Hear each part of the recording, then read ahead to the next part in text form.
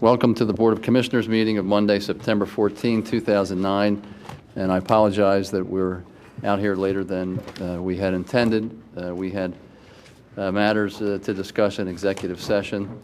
The first item on the agenda is the minutes of the public meeting of July 20, 2009. Will they be approved? Second.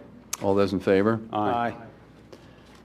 Next is the notice of executive meeting. An executive meeting was held in the Powys Caucus Room in the Township Building prior to the public meeting of September 14, 2009 to discuss real estate acquisition, litigation, and personnel matters. Next is the Chandler Lally proclamation. Is Chandler Lally here? Hi. Would you please come up? Is your family with you? What? Is any of your family with you? Yeah. Oh, yeah. Okay, great. I'm going to read the proclamation. This is in recognition of Chandler Lally's. If you want to come up here, wherever you want to. I'll be here. Thank you. Okay, whichever easier for you. This is in recognition of Chandler Lally's participation on the junior national rowing team. Whereas Chandler Lally, age 15, of Bryn Mawr, Pennsylvania, was selected to represent the United States on the junior national rowing team, and whereas Chandler Lally competed against many other elite athletes from ages 15 to 18 to be selected, and whereas at the 2009 World Rowing Junior Championships, while competing against over 50 nations and close to 600 juniors, Chandler Lally and her boat rowed in a 4 and finished 6th in the world. And whereas her dedication, time, and commitment to the sport of rowing reflects characteristics of a unique student athlete and are representative of Radnor High School and Radnor Township, and now therefore be it resolved that the Board of Commissioners of Radnor Township does hereby recognize Chandler Lally for representing the United States on the junior national rowing team. Resolved this 14th day of September, 2009.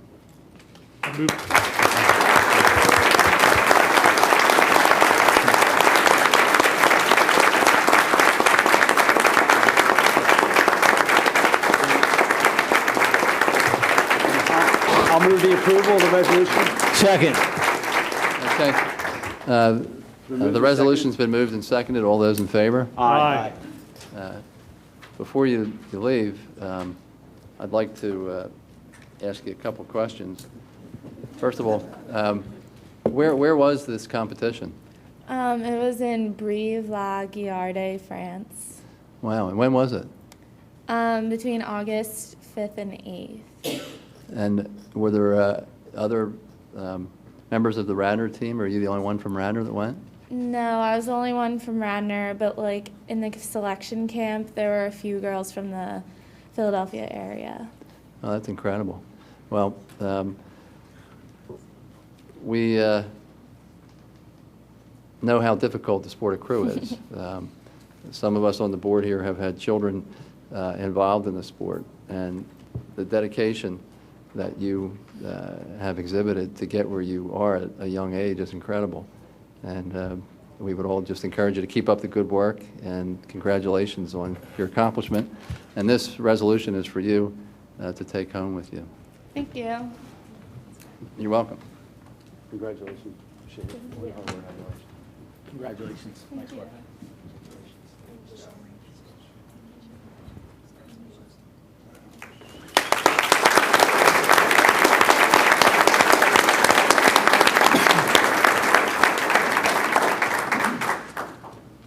Okay, next is the Wayne Business Association. I'm sorry, I skipped item 5. This is the appointment of a 5th Ward Commissioner. My understanding at this point is that there's one applicant asking to be appointed to the 5th Ward Commissioner. Am I correct about that? Okay. Could you please approach the podium?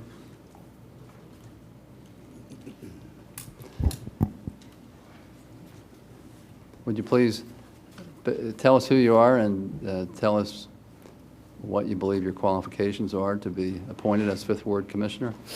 My name is Ernie Shapiro. I live in Bryn Mawr. I first and foremost want to say that Radnor Township is a great place to live. I would like to be a part of ensuring that we keep it that way for a long, long time. And the best way for me to do that is to get involved with local public service, and that's why I'm applying for this interim position. I have two twin boys that are freshmen in Radnor High School, and my wife I've been married to for 20 years now. And we participate heavily in many activities in Radnor Township.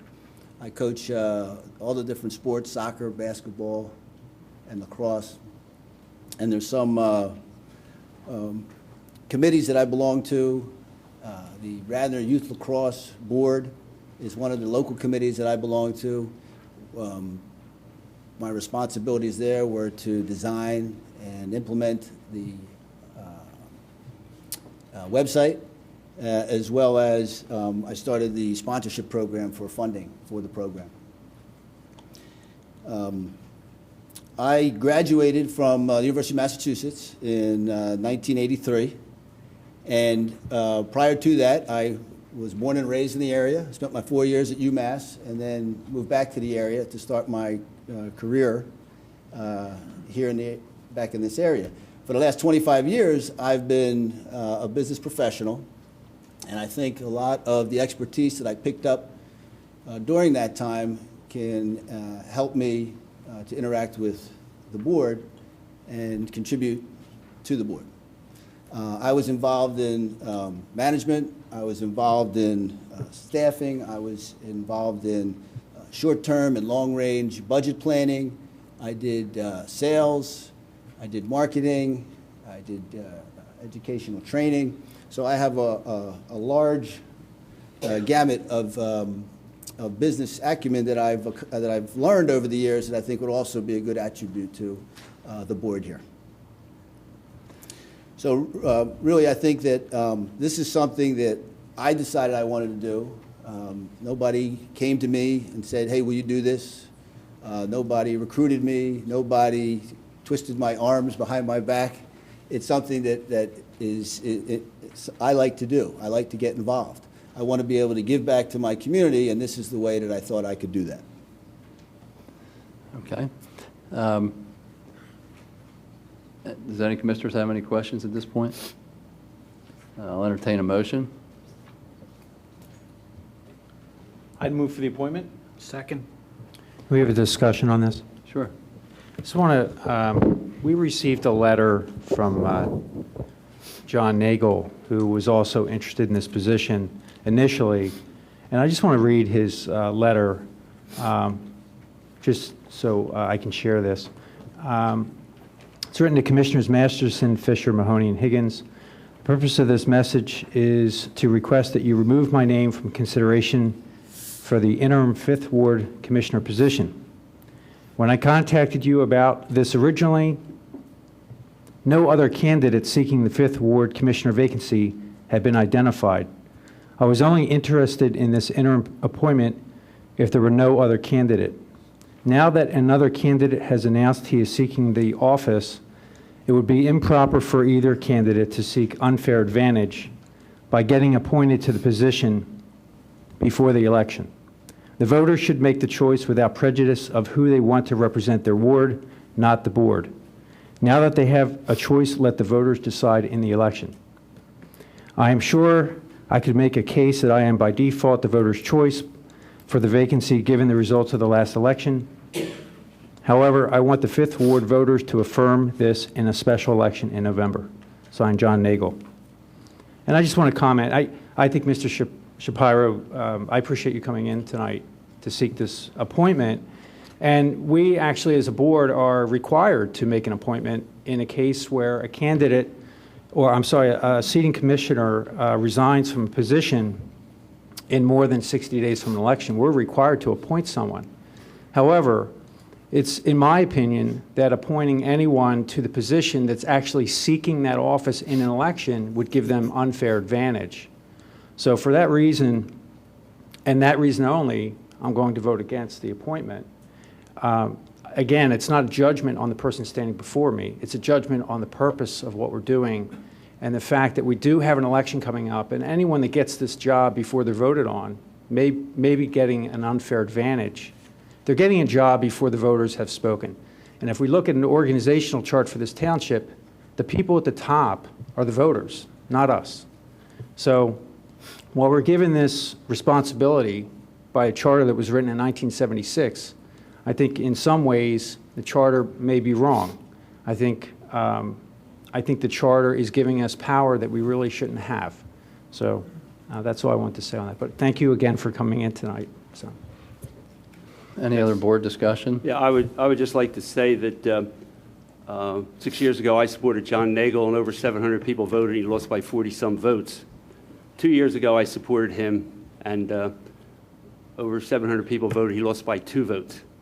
And I'm committed to support John Nagel and help him get elected. So to be fair tonight, it's nothing against you, but I'm voting no because I'm supporting John Nagel. I think he would make an excellent commissioner. I have nothing against you, but I've worked hard for him in 2 separate elections. I'm going to work hard in another election. And I'll never say anything negative about you. I'm a very positive guy, but I'm supporting John Nagel, and to do that, I have to vote no tonight. Well, I'd just like to comment on John's comment specifically. I guess Mr. Nagel was interested as long as nobody else was going for the position, which sounds a little hypocritical to me, that if I'll take it if nobody else wants it, but if there's somebody else, then now I'm going to withdraw my name. I think that the other thing that we need to keep in mind is the charter, which you like to quote as a great document, says that we have to put somebody in here. And quite honestly, the 5th Ward hasn't had much representation since January. And I think it's a disservice to the people of the 5th Ward. As much as the rest of us like to stick up and protect the 5th Ward, it's a disservice to the several thousand people that live in that ward not to have a commissioner sitting here on their behalf.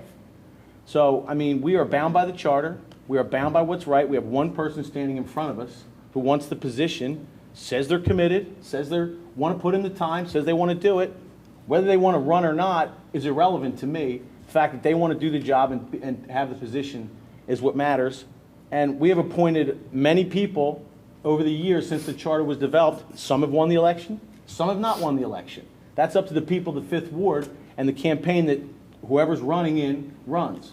But before us now is a task that we've been assigned to do. And, you know, I'm more than ready to support the one person who has the... Who has 4 votes. And has the ability to stand up here and ask for it. Stand up here and tell us that they want to do it. Okay? So it's a very easy decision for me, and that's all I have to say. Any other board comments? At this point, the citizens of the 5th Ward, I would ask if there's anybody here from the 5th Ward who would like to express public comment. You're welcome to. Sure, come on up. Why don't you have a seat, Mr. Spiner, please. My name is Jim Grossman. I'm a Democrat from the 5th Ward. First off, I do find it rather hypocritical that Mr. Nagel essentially doesn't want Why to do don't we just try and keep it positive? I'm okay? sorry. Phil, let him Okay. speak. Come on, let's- No, it's okay. You're right. You're right. Let's keep it positive. I've known Support your Mr. candidate. Shapiro for about 10 years, and his conviction and his enthusiasm for doing community activity, both with Radnor Township and the rec leagues that he was so involved with, only tell us how convicted he would be to be in this office. He would do nothing but work tirelessly and give his best effort, and it would be a truly beneficial to Radnor Township to have him. Thank you. Thank you. Thank you. Okay, come on up. I wrote something down real quick in case I had to do this. Thanks. Just give us your name and address, please. My name's Susan Cohen, and I'm a registered Republican in the 5th Ward. What's your address? My address? Yes. 827 Castlefin. Okay. Okay. I first got to know Ernie well through the Radnor Youth Lacrosse program. It didn't take long to figure out that Ernie was way more than a coach. He was an administrator, an organizer, a hand holder, an ego soother, an amazing negotiator. Ernie's devoted countless hours not only to the huge success of this program, but to shaping these boys into young men who are outstanding athletes and citizens of Radnor. I strongly feel that Ernie would make an excellent commissioner for this township. and that the devotion, enthusiasm, and experience he would bring could only benefit Radnor. Thanks. you. You're welcome. Any other Fifth Ward residents want to comment publicly? Yes. My name is Joe Lally. I live at 706 Sturbridge Drive, and I came here for another reason, but I appreciate Ernie putting himself out here to support us, to be a voice for us in the Fifth Ward. So he would certainly have my full support, and I appreciate the fact that he's here and he's willing to take on this responsibility, whether it's for a couple months or even longer. So thank you. Okay. Any other public comment? Okay. Will you hear from a second ward voter? You have to come to the mic. Reluctantly. Sure.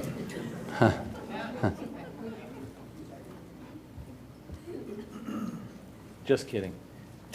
My name's Austin Hepburn. I'm a second ward voter from 253 Upper Gulf Road in Radnor, and I just want to take this opportunity to say that I have known Ernie as a coach in the lacrosse program for, I guess, the last 7 years.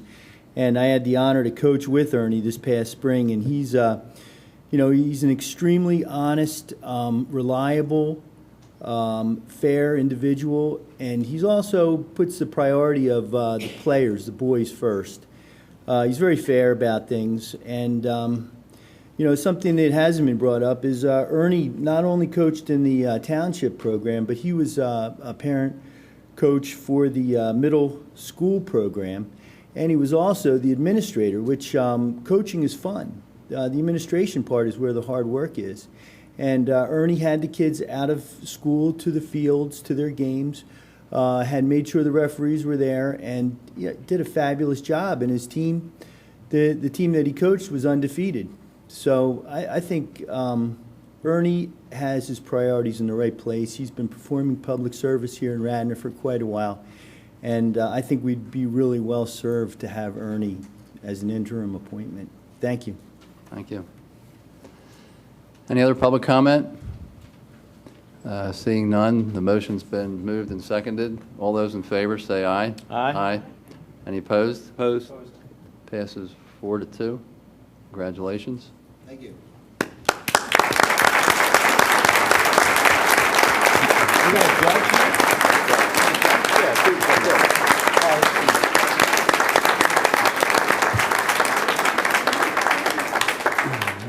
At this point, I'd like to ask the Honorable John Tootin to please come to the podium and administer the oath of office. Right there. Oh, there you are. Right here. All right. Let's see. You just repeat after me. I state your full name. I, Ernest Abramson Shapiro, Do solemnly swear do solemnly swear that I will support, obey, and defend that I will support, obey, and defend the Constitution of the United States, the Constitution of the United States, the Constitution of this Commonwealth, the Constitution of this Commonwealth, the Charter of Radnor Township, the Charter of Radnor Township, and that I will discharge the duties and that I will discharge the duties of my office as Commissioner of my office as Commissioner with fidelity and to the best of my ability. with fidelity and to the best of my ability. Congratulations. Thank you very much. Thank you.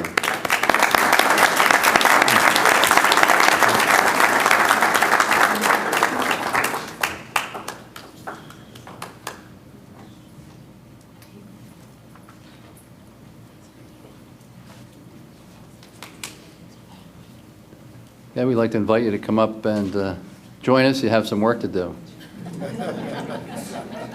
She'll be home later.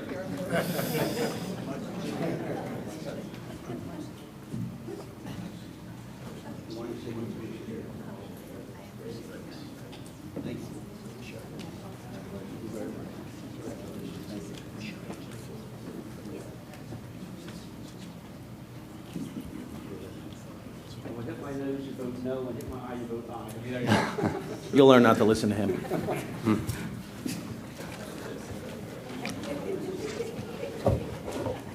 Okay. Moving on with the agenda. The next item is the Wayne Business Association update. I'm Diane Jorley, President of the Wayne Business Association, and I'd like to remind the community of our next big event, the Radnor Fall Festival, which is this coming Sunday, September 20th. Oh, thank you very much, Dr. Todd. From 1 to 5 on North Wayne Avenue. Now, this is our 17th year with this event, and this is the first time we're ever doing it on North Wayne Avenue. So it's going to be a crunch, and we're going to try and fit everybody in. We have 50 vendors, and Todd, how many rides? We have 15 rides for children of all ages, and food vendors and restaurants are expanding into the street, and just a huge event. So I'd like to introduce Dr. Todd Sorinsky from Westside Wellness to talk about the event. He is our chairman. Good evening, everyone. Good evening. Good to see you again. Yeah, we're really excited. It's the first time we're ever doing this event on North Wayne Avenue. Everything is pretty much set to go. We've had very little sleep, and we've put a lot of maps together over and over and over, and we're pretty excited about it. We've got face painting, henna, tattoo artists that are going to be there. We've got rides for the kids. We were going to have a dunk tank. Sorry, Matt, we're not going to have that now because we can't find 400 gallons of water. But otherwise, the event is going to be a smash. We're really excited about it. About 10 restaurants involved. The event is free. There is no entrance fee. There are bracelets provided for a $10 fee for unlimited rides, face painting, and other activities. There will be raffles and all kinds of fun. The fire department will be doing their Jaws of Life demonstration, and should be a great time. Okay, thank you. And the Eagles game will be on TV at the event. Oh, great. Thanks a lot. Okay, thank you. Thank you. Okay. Thank you. Next to the departmental reports. Do we have any departmental reports? Next meeting. Okay. Next are the committee reports. First is community development. The first item is the request, the request resumes from residents to serve on the zoning hearing board.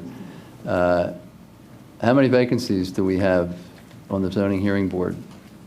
There's one vacancy. Okay. And are we putting this in the paper, in the local paper that we're requesting? No, we're just soliciting advertisement unless we're required to, John, are we? Well, whatever. No, there's no requirement. Okay, whatever the normal. Yeah, we usually announce it. The board commissioners will announce it. We'll put it on the scroll. Okay. It's for residents to apply. All right. Well, anybody who's interested in being considered for an appointment to the zoning board should send the resume to whom? Send it to Bill Martin. Okay. All right, to Bill Martin. Next on the agenda is it says introduction of an ordinance, 2009-21, creation of a C1A local commercial district. This is a matter that involves my ward. Who's here tonight on this? Kathy? Do you want to, what we decided to do is table this, so we don't need to get into a discussion of it tonight, if that's okay with you. We're going to table it. Did you want to talk about it tonight? Okay.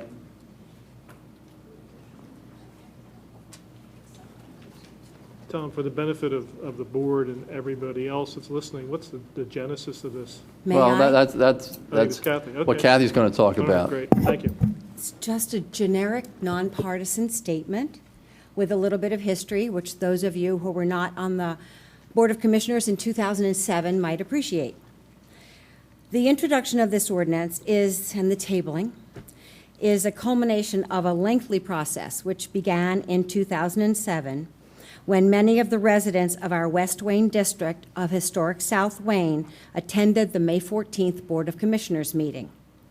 I stood before the board that evening to present our concerns regarding a proposed development and its impact on our neighborhood, and requesting that any development be consistent with the goals and visions of the comprehensive plan. In January of 2008, we again came before this board, and at the suggestion of Cheryl Tamola, the president of our Wayne Public Safety Association, we requested the input and the expertise of the implementation committee to assist us with our vision of our West Wayne district. You granted our request, and our subcommittee members began meeting with the implementation committee and Mr. Matt Bauman over the next year. And we had 3 public meetings, which we held at the Windsor Room in the library as we continued to modify and enhance the already existing C1 zoning to support the residential and the mixed-use needs of our neighborhood. This 2-year process has resulted in the ordinance which almost got presented. So, any questions? There's tapes. All of this is absolute truth that I just related to you. I have the minutes from the May 14th, 2007 board meeting. So if you don't have any questions, I appreciate you hearing that this has not been an overnight situation, but that we've all worked very hard, beginning with you folks supporting us. Okay. Thanks. Thanks. Do we need a motion to table, or? Okay.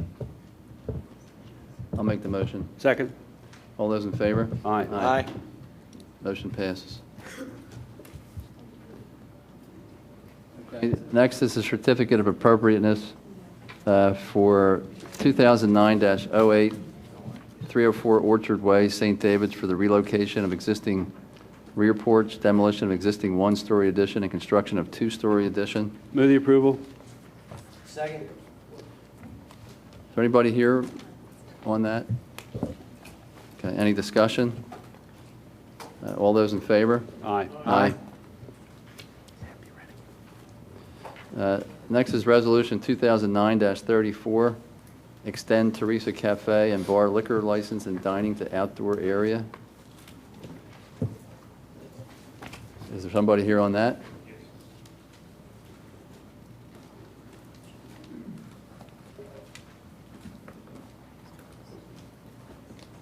Hello, my name is Michael Ellis. I'm owner of Teresa's Cafe and Bar at 124 and 126 North Wayne Avenue. We're looking to do outdoor dining throughout the outdoor season. It's allowed April through September, along with Jazz Festival and Fall Festival. This has been approved just recently by the Design Review Board last week. We're looking for approvals immediately so that we can do the Fall Festival. We want to do outdoor dining for the Fall Festival, and we did not know until last week that the Liquor Control Board needs approval from the Board of Commissioners because of restrictions put against our liquor license. And that's all I'm asking for. Okay. And this is the, But Tom, I don't know if I'm missing, do we actually have a resolution? yeah, it was put on the table. It should be loose. That was in our packet. No, that's an No. old resolution. No, it was- Oh, I got it, I see it. Yeah, it's right here. You should have it. What were the original restrictions that, I was here, I just forget. Honestly, I think I gave a copy to Matt, which I did here it not is here. make Here a it copy is. for myself. There's some restrictions at the hour we have to stay open till 1 a.m., no live music. I believe it's mostly what the LCB is looking for is because they approved dining or serving liquor within the boundaries of the building and not outside the building. And it's stated on there the dimensions. So we just need approval by the commissioners to do outdoor dining. We're looking for basically 7 tables out front of both restaurants. And then also for doing special events. We're not allowed to do anything at this point without the commissioner's approval. Do you do any outdoor dining now? No. No, Matt, who has liquor licenses on the street for outdoor? I'll start from the south end. Christopher's. Yep. The former Free House. They don't anymore, obviously. Great American Pub. And now Teresa's as of last week. Well, actually 2. Well, 2 Teresa's. So it's really we're one license. So well, it's- one license, yeah, correct. one So business there's license. 4. And I believe also, coming on White Dog Cafe has outdoor dining too when they eventually open. Matt, have we had any issues so far with the outdoor dining? And I know these guys run a fine establishment, and I'm not questioning his integrity or the way he runs his business, because I think it's a great business. I'm just curious. Well, I think, well, I'll answer from the non-liquor, and I'll let AJ contribute that part of it about Okay. late night hours. But in terms of my health officer going out there and keeping the dogs tied up across the chairs and keeping the clearance for the right-of-way for pedestrians.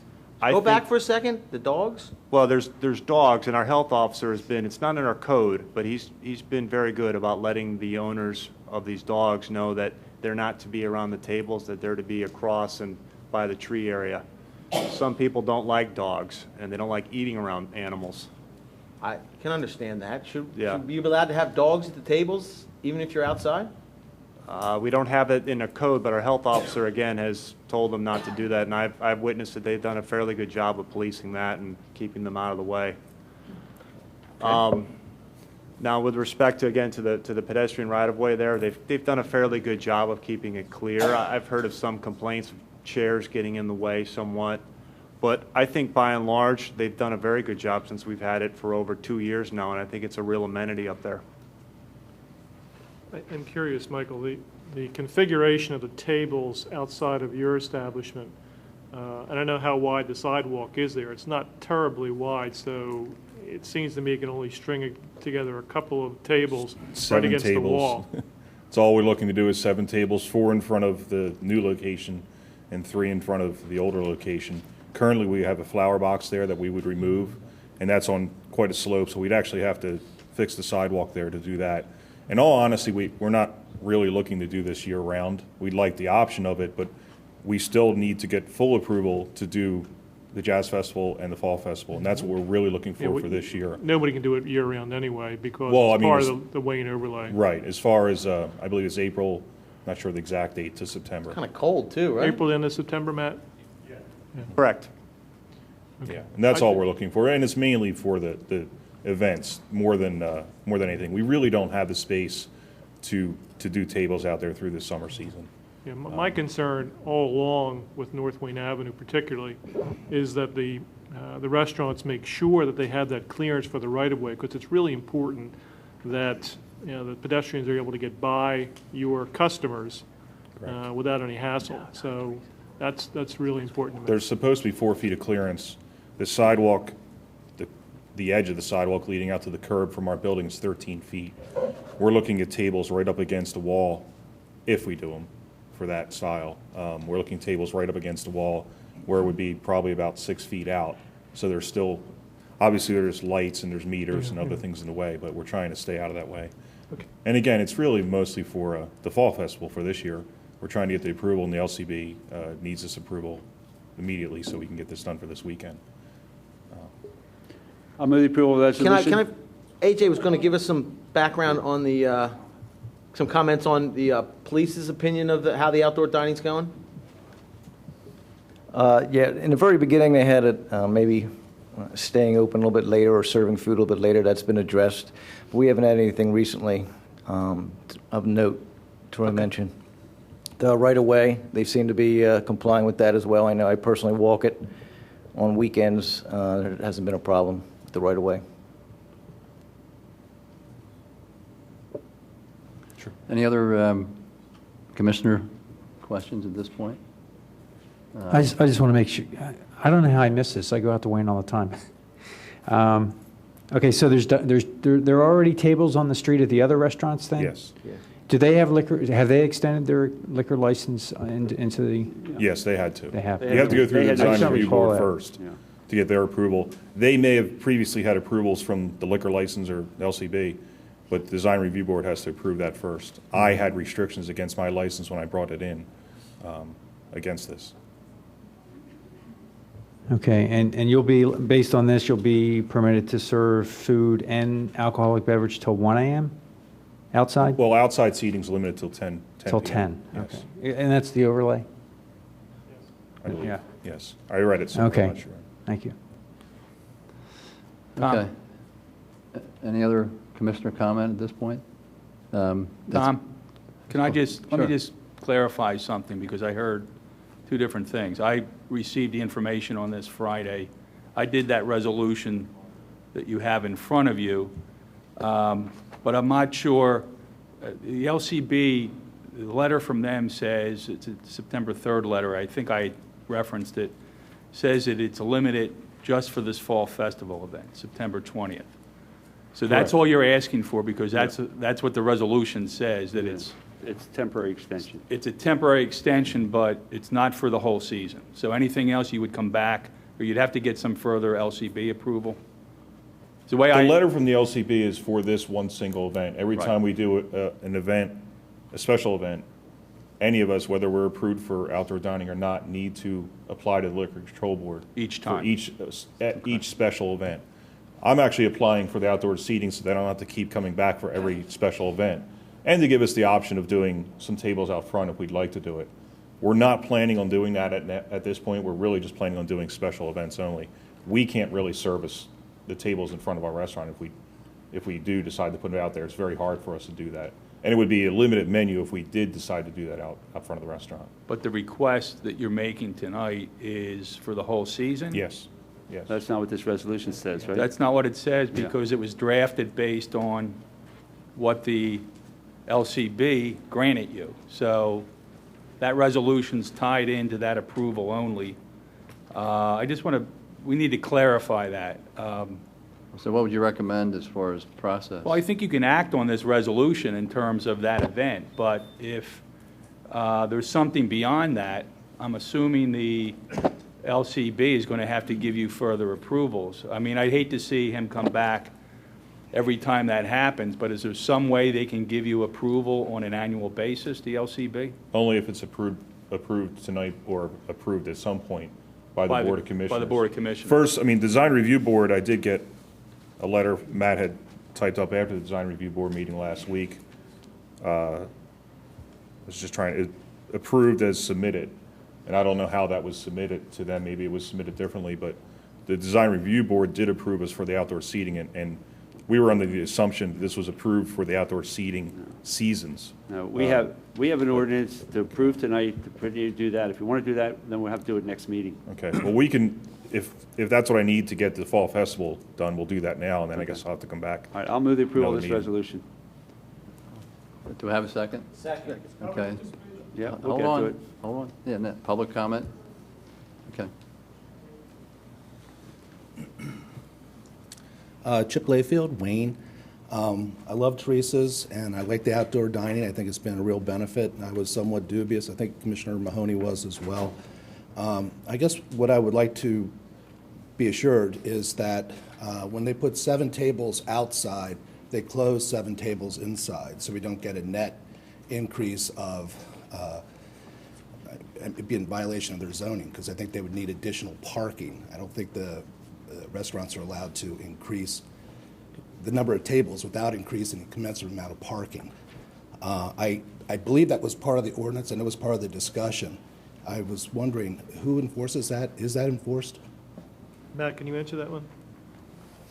I'm sorry, I couldn't hear the entire question. Is there parking attached to outdoor dining? No. If you put 7 tables outside, you close 7 tables inside, and who enforces that? No, that's not part of the zoning requirement in the WBOD. When this was approved, there was discussion at the public hearing about whether to increase the parking requirements for outdoor seating. Is it 3 seats for every 1 space? But the board approved it based on the logic that since it is temporary, it is 6 months out of the year, that no extra parking requirement was attached to that outdoor dining seating requirement. I would suggest that the board revisit that then, because, really you're increasing the net number of tables, which would be in violation of the zoning for what they're doing if they were all inside. It's not, no, it's not a violation because we approved it that way. It's not a violation. I understand that, Bill. But what I'm saying is, I think the goal is when the zoning was approved, it was approved for a certain number of tables, correct? Now that number's increased, based on how wide the sidewalk is outside there. There is no additional parking. I think that should be looked at by the board. I think that's an oversight. Thank you.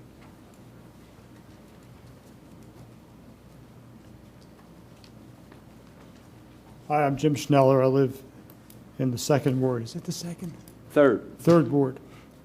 And regardless of whether this matter is a a one-time, or it certainly sounds like it might either be a permanent change, or it might certainly influence the final decision.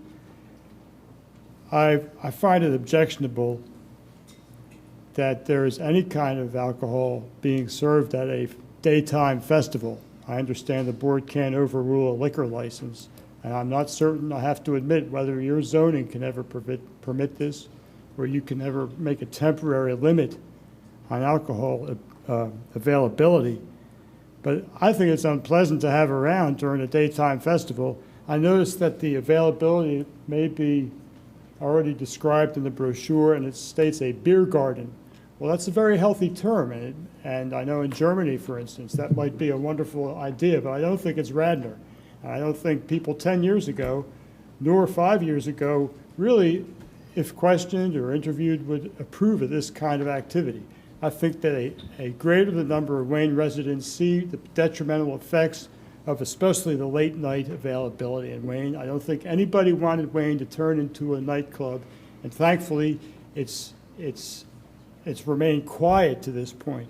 I think the board has to stop it, and I think that making this availability of alcohol open in front of people bringing families on a festival, despite the moral climate of some of our leaders and some of our state legislatures, I think all in all, Radnor doesn't deserve this. And finally, I think that I'd like to mention a actual physical trait is the fact that if you've got people drinking at tables, and I certainly like a glass of wine with dinner or a cup of beer or two with a game, but people overdrink. And by 4 or 5 in the afternoon, children shouldn't have to be rubbing their shoulders with some guy's beer cup. And I understand it's limited to the seating, but I'd certainly ask that it be directed to be limited to the seated area. But more so, I object completely. Thank you. Any other public comment on this? Seeing none. It's been moved and seconded. All those in favor? Aye. Aye. Aye. Any opposed? Passes 6-0. Okay. Thank you. The next Tom, item. Tom, you said 6-0. I did. There's no 7 of us. Oh, I'm sorry. You're right. 7. Thank you. Yeah.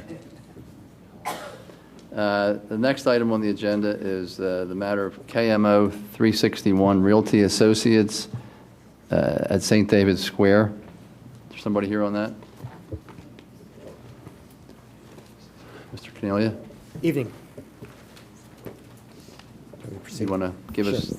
what the background is on this? Yeah. You have in your packet basically the background on this, but for the public, back in 1991, KMO proceeded before the Board of Commissioners in the Township to receive approval for what is now the Micro Center store, as well as the 4 smaller stores that are in front of the TJ Maxx. That was approved by the Township. The Micro Center store is 50,000 square feet. Those other 4 stores total approximately 10,000 square feet. You may recall the location, obviously, is where the Gennardi Shopping Center is, right across the street from Radnor Financial and Fleming's and the other Asian restaurant across the street from there. And what was approved back in 1991 was a land development plan in order to construct these buildings. Part of that approval was a declaration of covenants entered into by the owner, KMO, and the Township. And that declaration actually is restricted to just the Township Board of Commissioners and KMO. Is supposed to run for 25 years from 1991. And the restriction that in particular here is that no restaurant, supermarket, grocery store, or fast food store shall be operated or alcoholic beverages served in either new buildings, those either new buildings being the Micro Center or the 4 buildings that I referred to. What we're looking to do is put a restaurant in some vacant space, or have the ability to put a restaurant in vacant space in one of these 4 stores. Currently, there's about 3,000 square feet vacant. It's been vacant since February of 2009. There's approximately another 1,900 square feet that is on a month-to-month lease that may also become vacant shortly. This use, the restaurant use, is permitted in the zoning district, is permitted in the PB zoning district. This site totally complies with all zoning requirements regarding parking and everything of that nature. And right across the street are restaurant uses as well. For that reason, in the hopes of being able to rent this vacant space, it has been vacant for 7 months now, we asked the Board of Commissioners to remove that restriction so that we can put a restaurant possibly in that location. Let me just ask the obvious question. Do you know why the restriction was put in back in 1991? Tom, the only thing I can think is 1991, that's the type of thing sometimes that occurred. You may recall, and I know people are looking at Mr. Spengler. I was going to know if he was on the board. I know I could tell you the reason. No. They wanted to put a restaurant where on the corner of Radnor Chester Road and Lancaster Avenue. Take the old building was there, and the zoning officer lived next door, and he didn't want a restaurant there. And I think that's why we don't have a restaurant here. I can't imagine. Yes. But which actual building, what was the last thing in the building? It was, and I'm going to have to look Is it back. the baby's, the right store? The right store, yeah. But Nick, can I ask you a question? Sure. If I'm understanding this accurately, It's right here. you're asking for the restriction to be removed on the entire property? or- Well, it's only applicable to the Micro Center store and the 4 stores that are, that we refer to. So But it's not, the restriction isn't applicable to Gennardi's or TJ Maxx or anything of that Or the Home nature Goods. anyway. It's only applicable to the Micro Center and So the 4. theoretically, if Micro Center decided to vacate the premises, you would be able to put a restaurant in there? Possibly, if that's the way the board would move with the removal of the restriction. That's what he says. Nick, you mentioned that the change in use from retail to restaurant would still be conforming in terms of Yes. parking? It will still be, right now, we have, on the plan, the 1991 plan actually, it showed 966 spaces parking. We actually have, I think our last count was 945. The required parking is only 855. So we have more parking than actually we need currently on the site. So we would And is comply that with based parking. on one space per It's 3 based on- seats? It's based on our current zoning requirement. So we already have an additional 90 spaces. So what we would have to do, John, and the zoning officer would have to approve this when he issued a permit, is he would have to give you a credit for removal of that retail space, and then, of course, 1 space per 3 seats for the restaurant use. So he would have to look to make certain we comply, but, as I said, we have 90 extra spaces currently on this site, which would permit a 270-seat restaurant, which is not anywhere near what we're proposing or looking for here. Do they want a liquor license? Again, the applicant wouldn't like to restrict themselves. The uses that we've looked at so far are not requiring a liquor license, but obviously, any leeway that we could get would make it a lot easier to rent that space. Well, we don't have to decide that tonight, do we? I mean, what are you asking for tonight? Put it on the agenda for us to vote Yeah, on it. I think actually what it would be put on, my understanding is that we put on as a resolution for the board to approve at the next meeting. But I mean, we're not addressing a potential liquor license. No, not at all. That's No, not an no, issue it's here. not an So, issue. Right. Yeah. The restriction, as I said, says no alcoholic beverages, no restaurant, no supermarket, no grocery store. We're not going to put a grocery store anyway. We're not going to put a fast food store in. We're not going to put a supermarket in. Really, what we're looking at is a restaurant.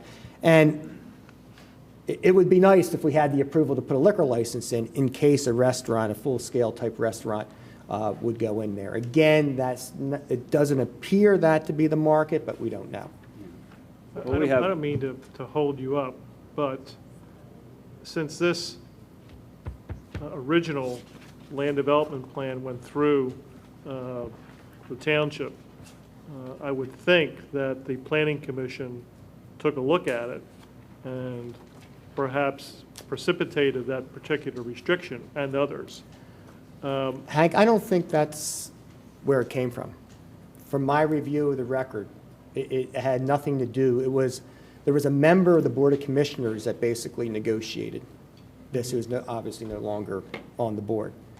And I think it was just at that time, you may recall around that time too, in 1985, and I happen to remember this because I was involved in it, they put that R1 zone around what is now the Radnor Financial Center. Do you recall that? If you look at your zoning map, there's a thin R1, maybe 25 feet wide, maybe Matt would know, around Radnor Financial Center. And it kind of, again, in those days, I think it was avant-garde maybe to restrict commercial development. And, but this restriction is just, it really doesn't make sense because you have restaurants right across the street from the No, I understand current use. that, and that's why I'm suggesting that this needs to be looked at not simply by our board, but by the Planning Commission, because that's what they're there for. Well, again, just Or the Implementation Committee, for that matter. in the restriction here, it provides that it's up to the Board of Commissioners to make the decision. I understand that, but we always, in terms of land development, get recommendations from the Planning Commission. I just feel more comfortable if they took a look at it. And again, this is the first time I've ever seen this in my packet this weekend. I'd like to So, I see don't know some whether they're- diligence, too. I'd like to see the Planning Commission look at it. Also, parking, from Matt, I'd like to see a parking calculation based on the current use and the new use if the entire thing were to become a restaurant. I know it sounds The entire- crazy. Meaning the entire. The entire you structure. mean TJ Maxx Well, and. we're lifting the covenant, the covenant that you're asking us to relieve you from But it's is for restricted the by entire parking. structure. John, it's already restricted by restricted parking. by the current zoning. Whatever the current, we're not asking for any more than what zoning permits. So when an applicant comes in, they're going to have to make an application to community development. And if it's a restaurant, they're going to have to show how many seats, and Matt's going to have to calculate how much parking is required for that number of seats. As I said, if you had 300 seats, then you're going to need 100 parking spaces, which obviously, again, we're not proposing, nowhere near having.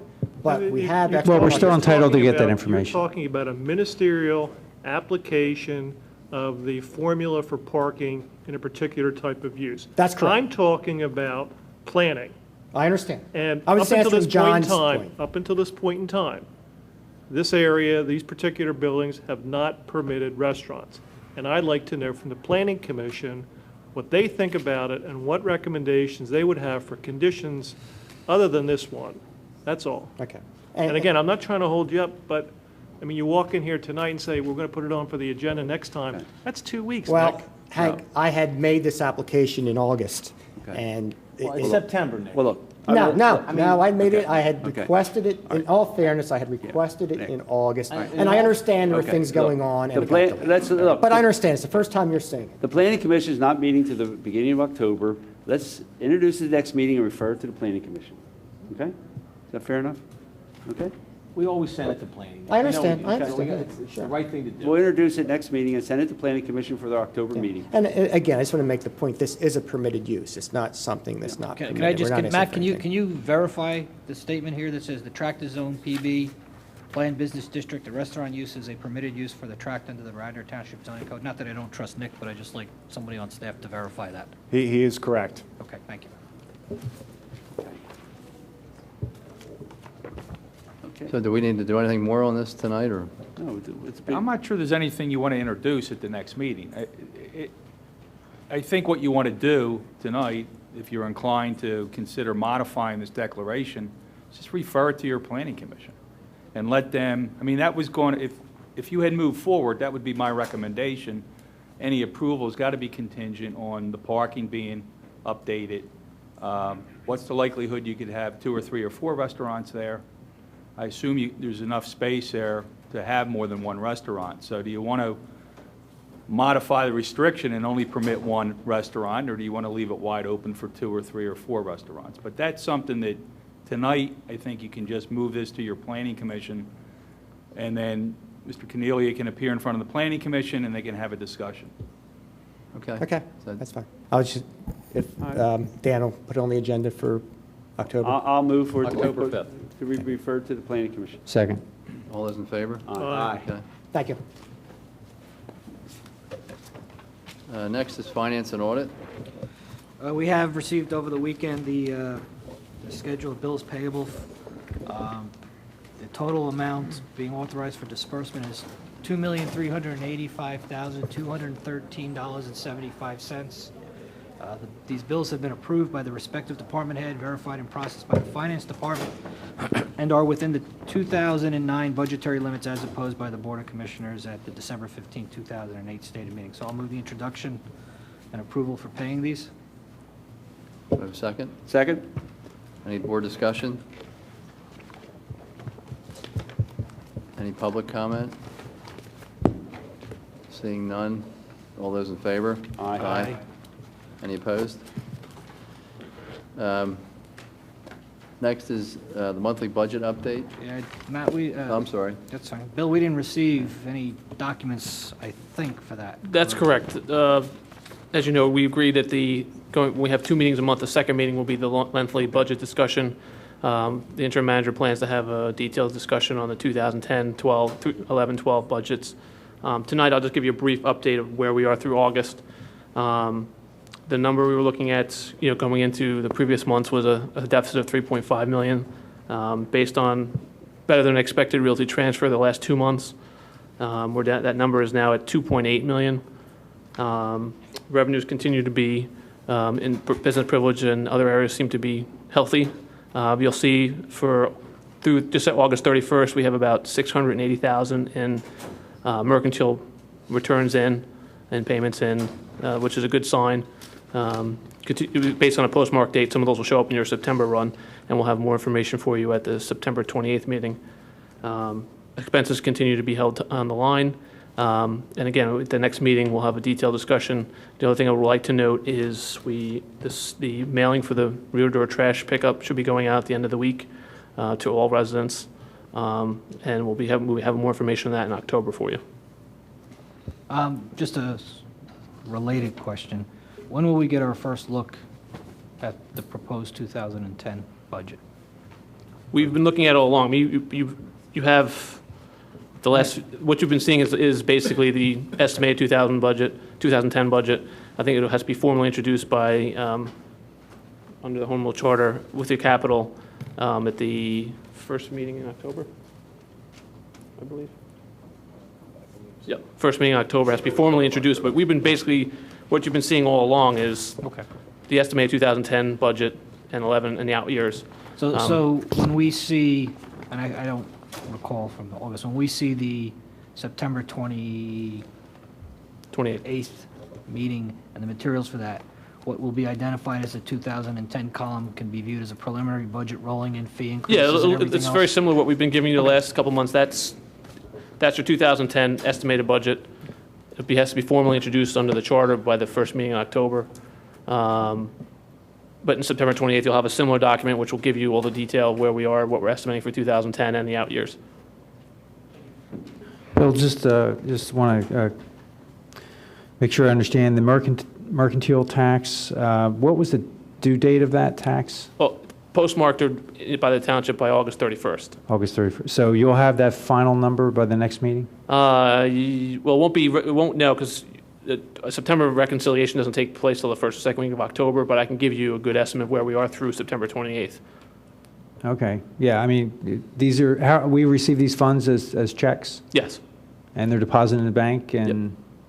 Yeah, I can give you, at the next meeting, I can give you where we are through. It's not a reconciled number until the finance department verifies all the checks, but that's usually done till the end of the month. The bank statements come in, we have to certify them. That's why usually you won't get September's actual numbers till second week of October. Okay. But I can give you an estimated number on the mercantile returns at the next meeting. And the $680K that we have as of today, how does it compare to year-to-date last year? I'd have to look. I guess, we've estimated down, the original budget line item was $1.2 million. We're not going to meet that based on what I'm seeing so far.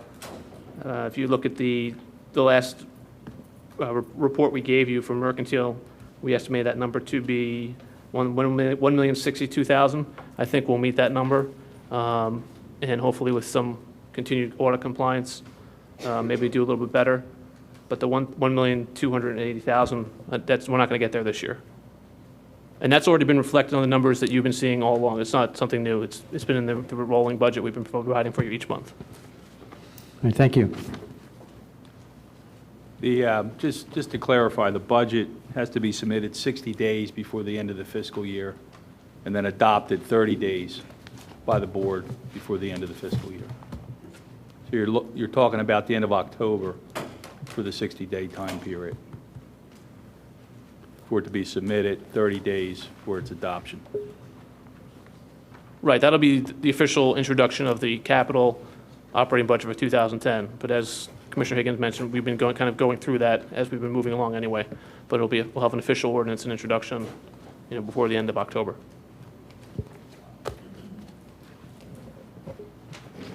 There's nothing else on the agenda for finance and audit. Sure.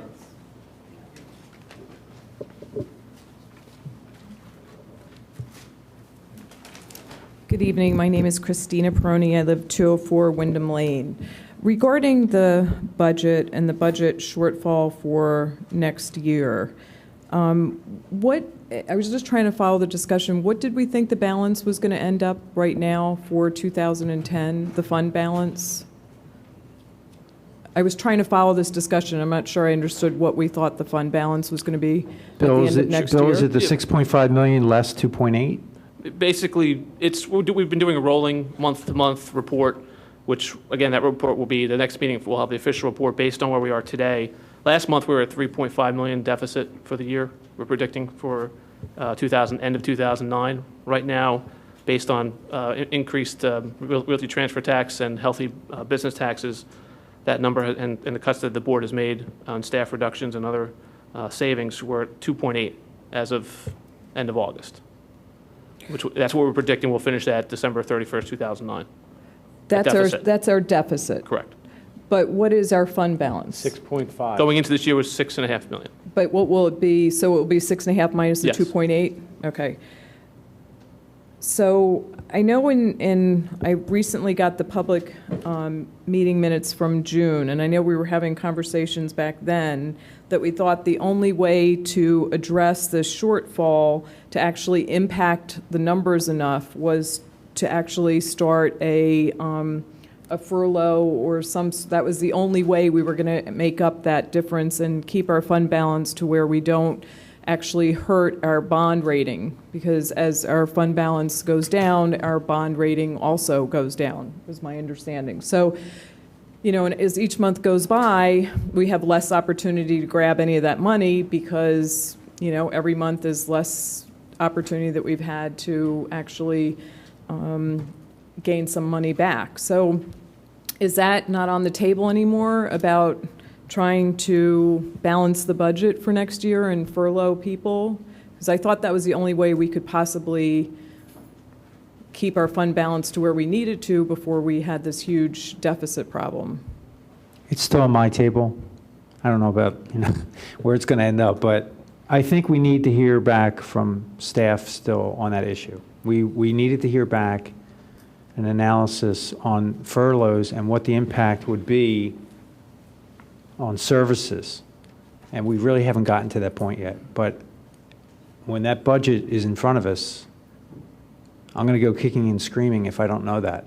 So But I need to know. I need to know that. Right. I mean, unfortunately, that's October, and we've been talking about this since January, that we knew we were so far behind, and that's, that will be 10 months that we will not have done anything. And then, and I know you guys have done cutbacks. I know you've done some cutbacks, and I know we've tried to cut in areas, but it looks like the only other place we can make cutbacks is to ask people to work a day less, or whatever the agreement is. And I understood from the last meeting that Mr. Granger was supposed to report in on that, and he's not here. So is somebody else reporting in on that, or are we just dropping that issue? I know it's unpleasant. Letting people go and having them work a day less is really horrible, but also raising taxes 30 or 40% next year is really horrible. Well, that's not going to happen. Well, we need to have, we'll get this though, we do need to have about $2.5 million as a fund balance by the end of next year. And the budgets I'm looking at, we don't have a $2.5 million fund balance at the end of next year. So we need to make that up with enhanced revenues, expense cuts, whatever we need to do, we need to do. And I keep throwing the number out there. To make up $2.5 million, just on the taxpayers alone, you're talking about a 25 to 35% tax increase. We can't do that. So we need to come up with a way to bridge this gap. Now, we've seen, based on what Bill's just told us, that we're getting a little higher return on mercantile tax, which is great because that's a piece of that pie. We have a pie that's sliced in three ways. One slice is the taxpayer, the resident, their residential real estate taxes. The other slice is the mercantile business taxes, and then we have other Act 511 taxes and fees and revenues. So, no, I'm not satisfied, but John Granger's not here to discuss it, and I think it would be, to be fair, we need him here to discuss it. At the next meeting, I'm going to be ready to discuss it in great detail. Can we ask that that item goes? I know Mr. Spengler, I think it was before the summer, was very, very proactive and said he will work every single month to make sure we have finance meetings. Every single month we're going to talk about it. And, you know, we really haven't done that. Well, and we have. And, well, we haven't talked about making, we haven't come to any resolution. The big issue is 2010, okay? We're very fortunate that we started the year with 6.5 million. Our budget said it was going to start at 4. We started 6.5, other revenues come in. If we get this down to 2.5 million by the end of the year, we'll still have $4 million starting the year, okay? And we have a lot of plans for next year. And Mr. Granger's working very hard on recommendations for 2010 to make up a lot of that money, so there will be a very small tax increase. Okay, but then Mr. Granger has to share that with us, because I've never seen anything that says that we've got that money. I've only seen, according to my calculations, it matches what Mr. Fisher has said, it's a 30% tax increase. And nobody wants that. Nobody wants to ask their constituents. Where'd you get the 30% tax increase from? Because of the shortfall. I mean, I've done the exact same numbers that Mr. Fisher has done. Now, if we look at the draft budget right now, at the end of next year, we don't have a fund balance, so we need to make up the $2.5 million. Right. The only way to get $2.5 million is to raise revenues and cut expenses. So now we could make up some of the $2.5 million next year in savings by cutting expenses, but we don't have that in front of us yet. But I think we're going to have an open mind about this, though. We do need to make up $2.5 million, and at the end of the day, in 30 days from now, or 45 days from now, we're going to be voting on a budget that has to have $2.5 million of surplus at the end.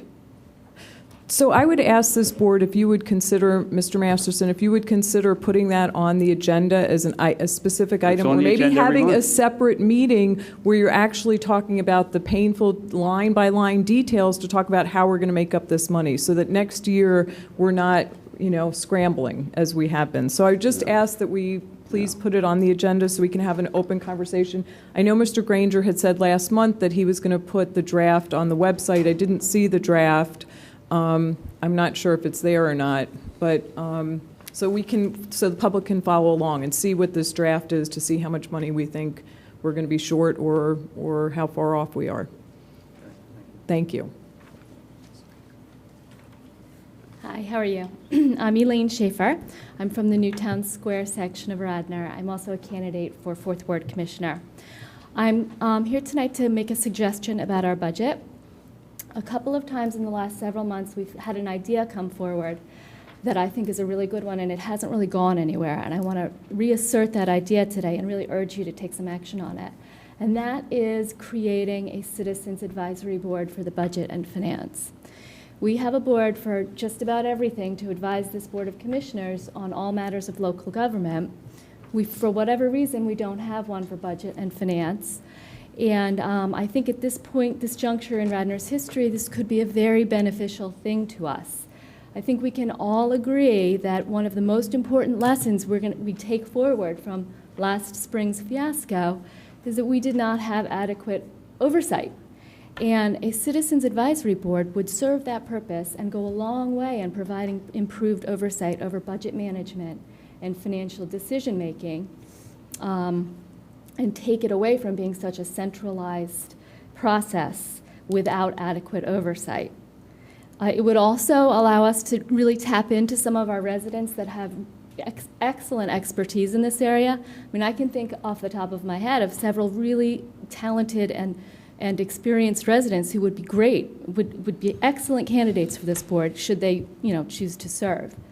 And also, going into the next few years where this board is going to be renegotiating or negotiating labor contracts, I think it would be extremely helpful to have some expertise in place set up that could advise you on, what the market in municipal spending is on these matters. And, even going into the season, October and November, where we're going to be having some very serious discussions about budget cuts, about spending cuts and revenue enhancements, it would be very helpful to have that board set up to advise. And I would just like to point out that our neighbors in TE have such a board. It's called the BAWG, B-A-W-G, the Budget Advisory Working Group, and they have a website which is really useful and interesting to look at. It's tradifferentbog.com. I encourage you to look at it. They've had great success with it, and I think we would really benefit to set up a board like that. Thank you. Thank you.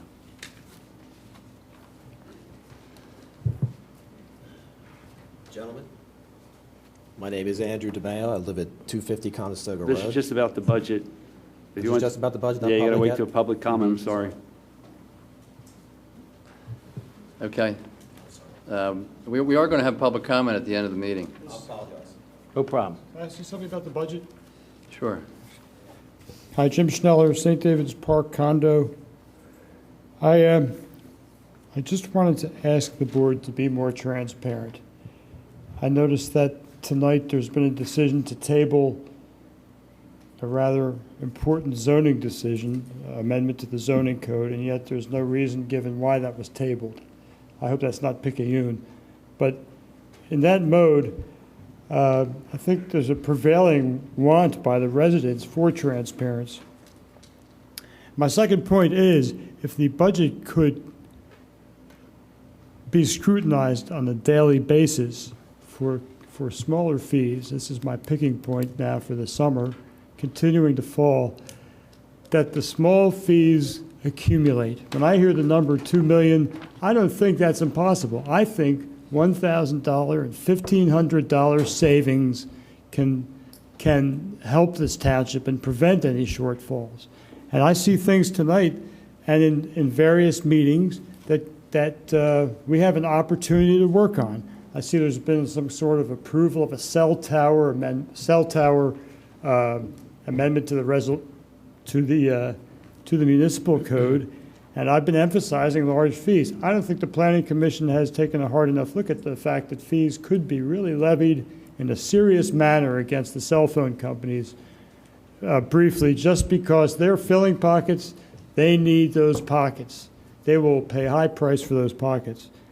If I go to page 13 of the code, and I won't be long, of this month's or this 2-week period's expenditures, on page 13, there are $6,000 paid for a Harry Potter camp.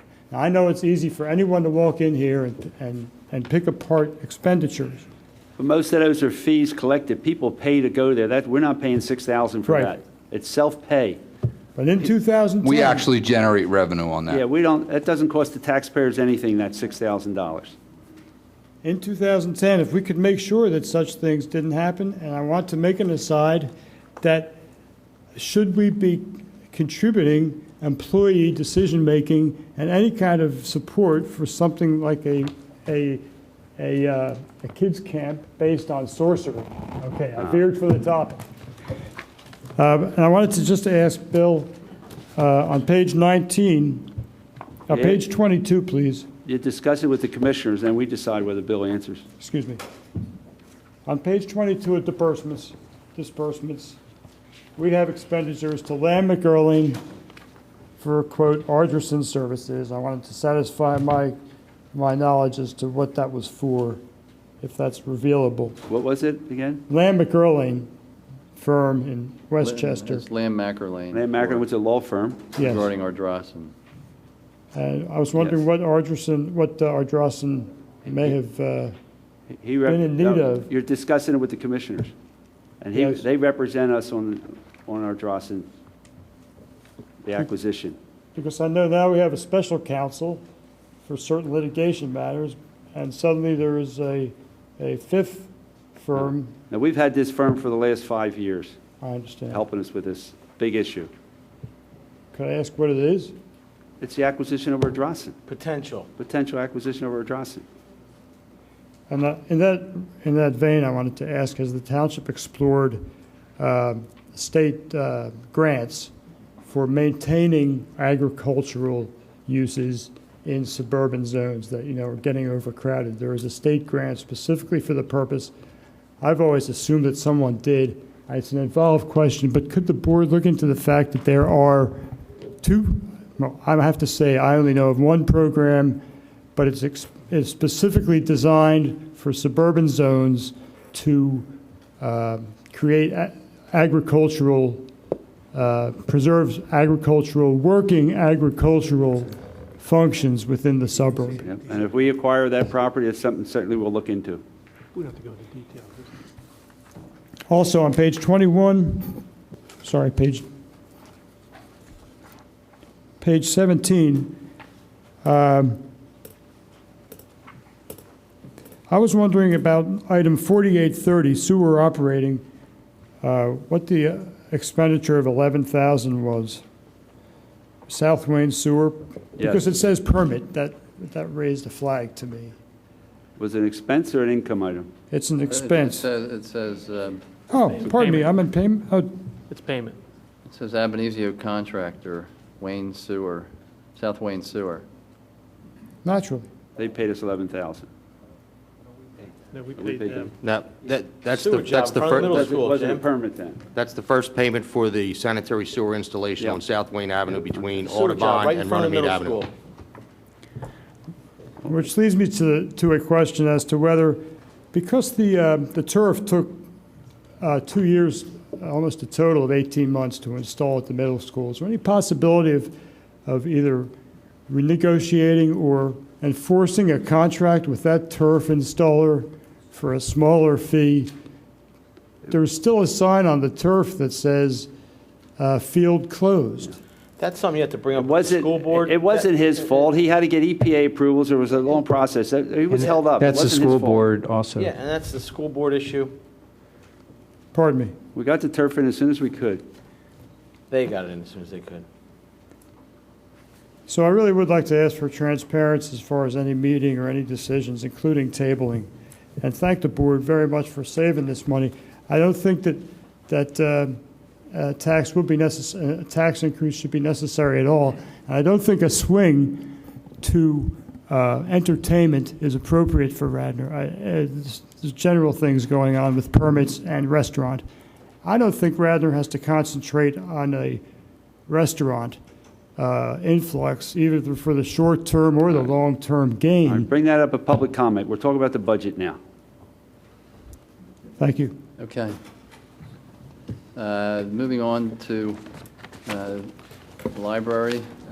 Just a few small announcements. I'm not going to read everything I've been given because I will make the assumption that it is all on the website, but there's a variety of programs geared towards children, teenagers, and adults, and just a couple of upcoming ones. There are some regularly scheduled story time for children.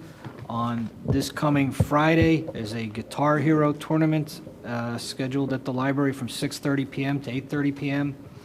And there's an adult book program next Tuesday, September 22nd at 7:30. It's a book talk and a book signing. It's Eric Gross, author of Liberation from the Lie, it says here, Cutting the Roots of Fear Once and for All. So again, there's a variety of programs, and they should be posted on the website, which is www.radnorlibrary.org. Okay. Okay, anything else? Is that it? Okay. Anything under personal administration? Nothing on the agenda and no announcement. Okay. Parks and Rec? One thing on the agenda, we have the Friends of the Willows Cottage request permission to hold their fall harvest fundraiser at the Willows Park. Is somebody here to address that? Hello, Mark. Good evening, gentlemen. Mark Janisek, representing Friends of the Willows Cottage. And yes, we have a request in for a Harvest Fest, which is really going to be a joint celebration. The Willows Park, the Willows Mansion, the Willows Cottage, and the various facilities on that park are celebrating its 100-year birthday this year. So we see it fitting to celebrate that 100-year birthday at this Harvest Festival.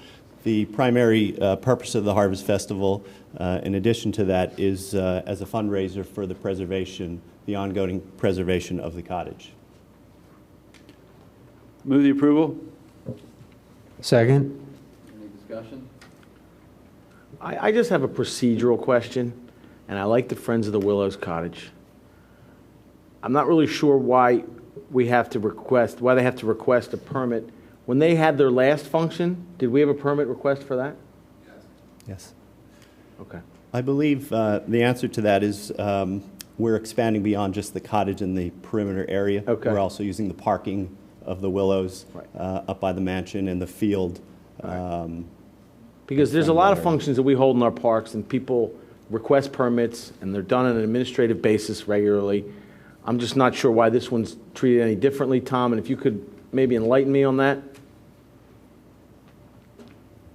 I think there's two factors. One is the magnitude of the event.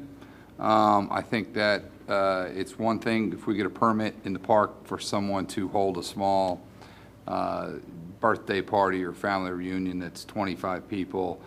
This is a full-scale community event. It's important for the commissioners to be aware because it does involve our full park and recreation services. It involves public works. It involves the police, to all be aware that it's taking place because of the magnitude.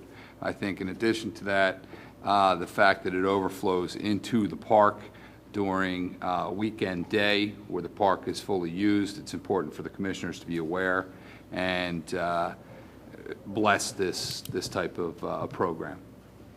What are our expenses for this function, if any? I'm not aware of any. Okay. I don't know. Police is involved. Okay. That's all I had. Thank you. Okay, very good. Thank you. That's it for Park and Recreation. Well, We have to. Did we vote? A motion to grant permission we to... already moved, we need to Oh, vote. okay, sorry. We moved and seconded? Yes. Okay. Any public comment before we vote on it? Okay, seeing none. All those in favor? Aye. Aye. Any Aye. opposed? Okay, next is public health. Is that you, John? Sorry about that. That's pretty. We have on the agenda the authorization to submit a grant application to the Right Aid Foundation for a grant to promote and distribute the Residents Awareness Emergency Preparedness Guide to all residents. Essentially, the Board of Health came, they talked about this throughout the year. There's a guide that's produced by the county, and this guide has in it all types of information about being prepared for emergencies. And because of the budget constraints this year, we really didn't have funding to mail this out. So the Board of Health worked on this. Herb Hazan worked on this specifically and has written a grant proposal seeking $16,150 in grant money from the Right Aid Foundation. And we just need, the grant requires that the board approve this grant application. And there's no expense to the township other than some in-kind work by staff and making sure the mailing gets out. I just have a question for John Rice, and I'm fairly confident of the answer, but I want my confidence level increased. There is no legal relationship between the Right Aid Foundation and Right Aid, and the ultimate goal of my question is, do we run any risk of, if we were to be granted the money we're requesting, that there's any risk to us in our future decision regarding the potential for that pharmacy that came before us to discuss? I mean, I don't know what the relationship is between the entities, but this seems to me as a separate application and something you're pursuing. That's a zoning amendment that's going to be in front of you at some point. I don't see that there's any risk in voting on this. Second? Any board discussion? Any public comment? Seeing none, all those in favor? Aye. Any opposed? Okay, next is public safety. The only item on the agenda is the Staff Traffic Committee report. You have before you the report from Tuesday, August 18th, 2009. Are there any comments or questions? Move be approved. Second. Any public comment? All those in favor? Aye. Any opposed? That's it for public safety. Public Works and Engineering. Yes, the first item on the agenda is authorization to bid for tree stump removal in the township right away, and I'll move the approval. Second. Any discussion? All those in favor? Hold on. Sorry about that. I didn't have the actual.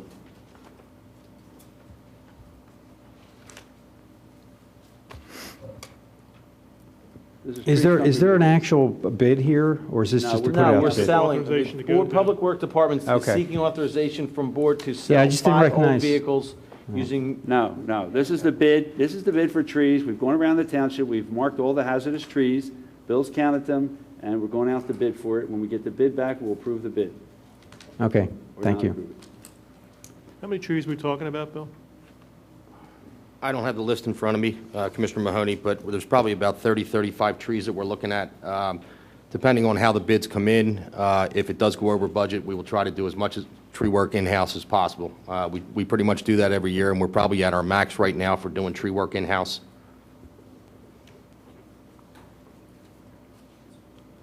All those in favor of the authorization? Aye. aye. Any opposed? The next is a resolution authorizing to execute a 5-year winter traffic services agreement with PennDOT. This is for plowing PennDOT roads. Bill, you want to just explain this? Yeah, this is money that we receive, that we will receive each year for our winter maintenance on PennDOT's roads. We have 13.2 miles of state roads in the township that we maintain for PennDOT, and they compensate us with funds. If we should have a severe winter, there is an equation in the PennDOT figures that they will compensate us more money if they feel that the $58,000 and change is not enough to cover our expenses. So for the $58,432.23 is what we get each year for plowing these list of roads here. That's correct. And if it's excessive, then we can apply to them if we have a heavy winter. This is just an average winter. That's correct, and if we have a mild winter, they don't come back to us and look for funds back from the township. That's great. I'll move the approval of the authorization. I'll move the approval of the resolution. Second. All those in favor? Aye. Aye. Any opposed? The next item is authorization to sell surplus township vehicles through municipal bid. Bill, how many vehicles do you have? We're looking to unload 5 vehicles. This is actually our first venture with municipal bid. It's kind of like an eBay for municipal vehicles. It's open to just municipalities. And what we do is we can put the asking price on the website, and it's actually like an eBay where people do bid on the things. And we can accept or deny the bids once the time limit is up on the certain vehicle. So I move the authorization. You take care of this process, or you come back here with the total prices that we have to approve? No, what we'll do is if you give me authorization, we will put them out to bid. We will have a blue book value or a value that we are looking for to get for this vehicle. And tonight I'm looking for authorization to go ahead. And once you put them out to bid, you pretty much have to sell them if you get your asking price. Right. Yeah. All right, I'll move the authorization. Second. All those in favor? Aye. Any opposed? That's it for Public Works and Engineering. Now, I have one item under Public Works. I received a copy of a letter from a constituent, Thomas Verderame of West Wayne Avenue. He had contacted me over the summer complaining that there was a sinkhole at his property. And Mr. Hagan's department went out there and did such a nice job that Mr. Verdame wrote a letter thanking Mr. Hagan and his department for their prompt and professional work. And I just wanted to refer to this letter and ask that it be made a part of the record and put in your file. Thank you for doing a great job. Thank you. Any old business? I've got a couple items. Well, the first thing is I think this board should open up and solicit members for a Citizens Budget and Finance Committee. I think it would be very beneficial for this board to have another resource to tap into to deal with the budget concerns that we currently have. There are a lot of professional finance people in the township, and I'm sure we could get a team of 5 or 6 people to come together and help us with these issues. And I'd like this board to, to authorize staff to collect names and resumes of people that would be interested in such a working group.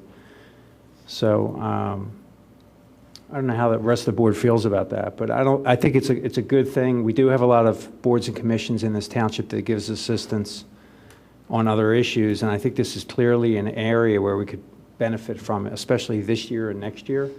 Yeah, I mean, I think, and we've talked about it before. I think it's a good idea. I think timing. Not sure whether at this point in time we wanted to constitute a group now. What I'd like to do is talk to Mr. Granger about it, specifically because I know they're in the middle of doing their analysis. And they've got deadlines to make. I think the concept is a good one.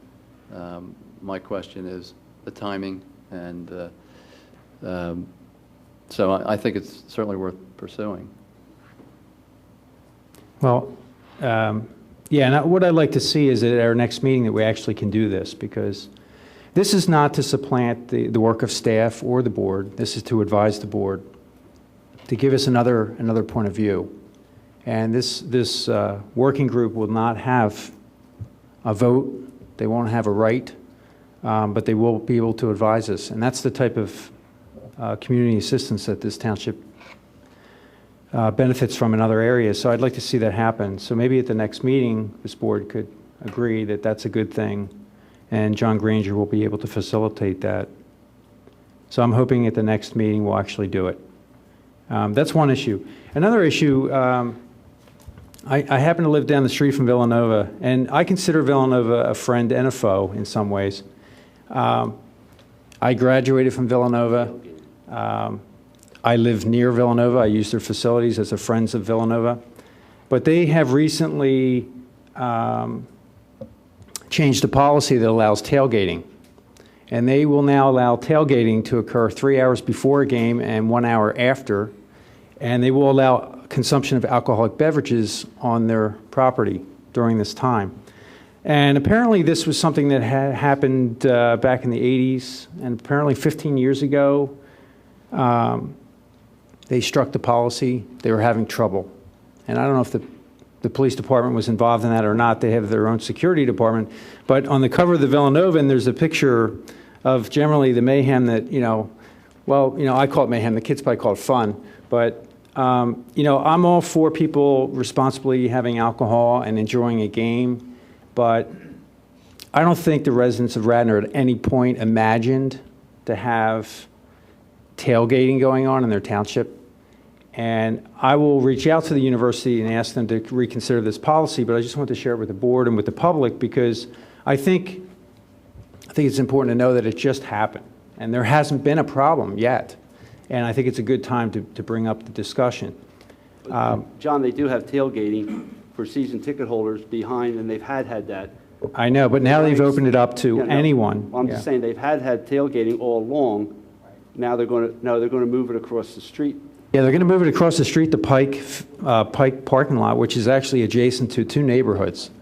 So it's a whole different dynamic now. And I don't know the numbers, but I look in the paper every week, and there's a string of DUIs listed in the police briefs every week. There's probably 25 or 30 of these. And I don't know if there's anything the board can do to restrict this type of activity. I don't consider this normal use at a educational institution.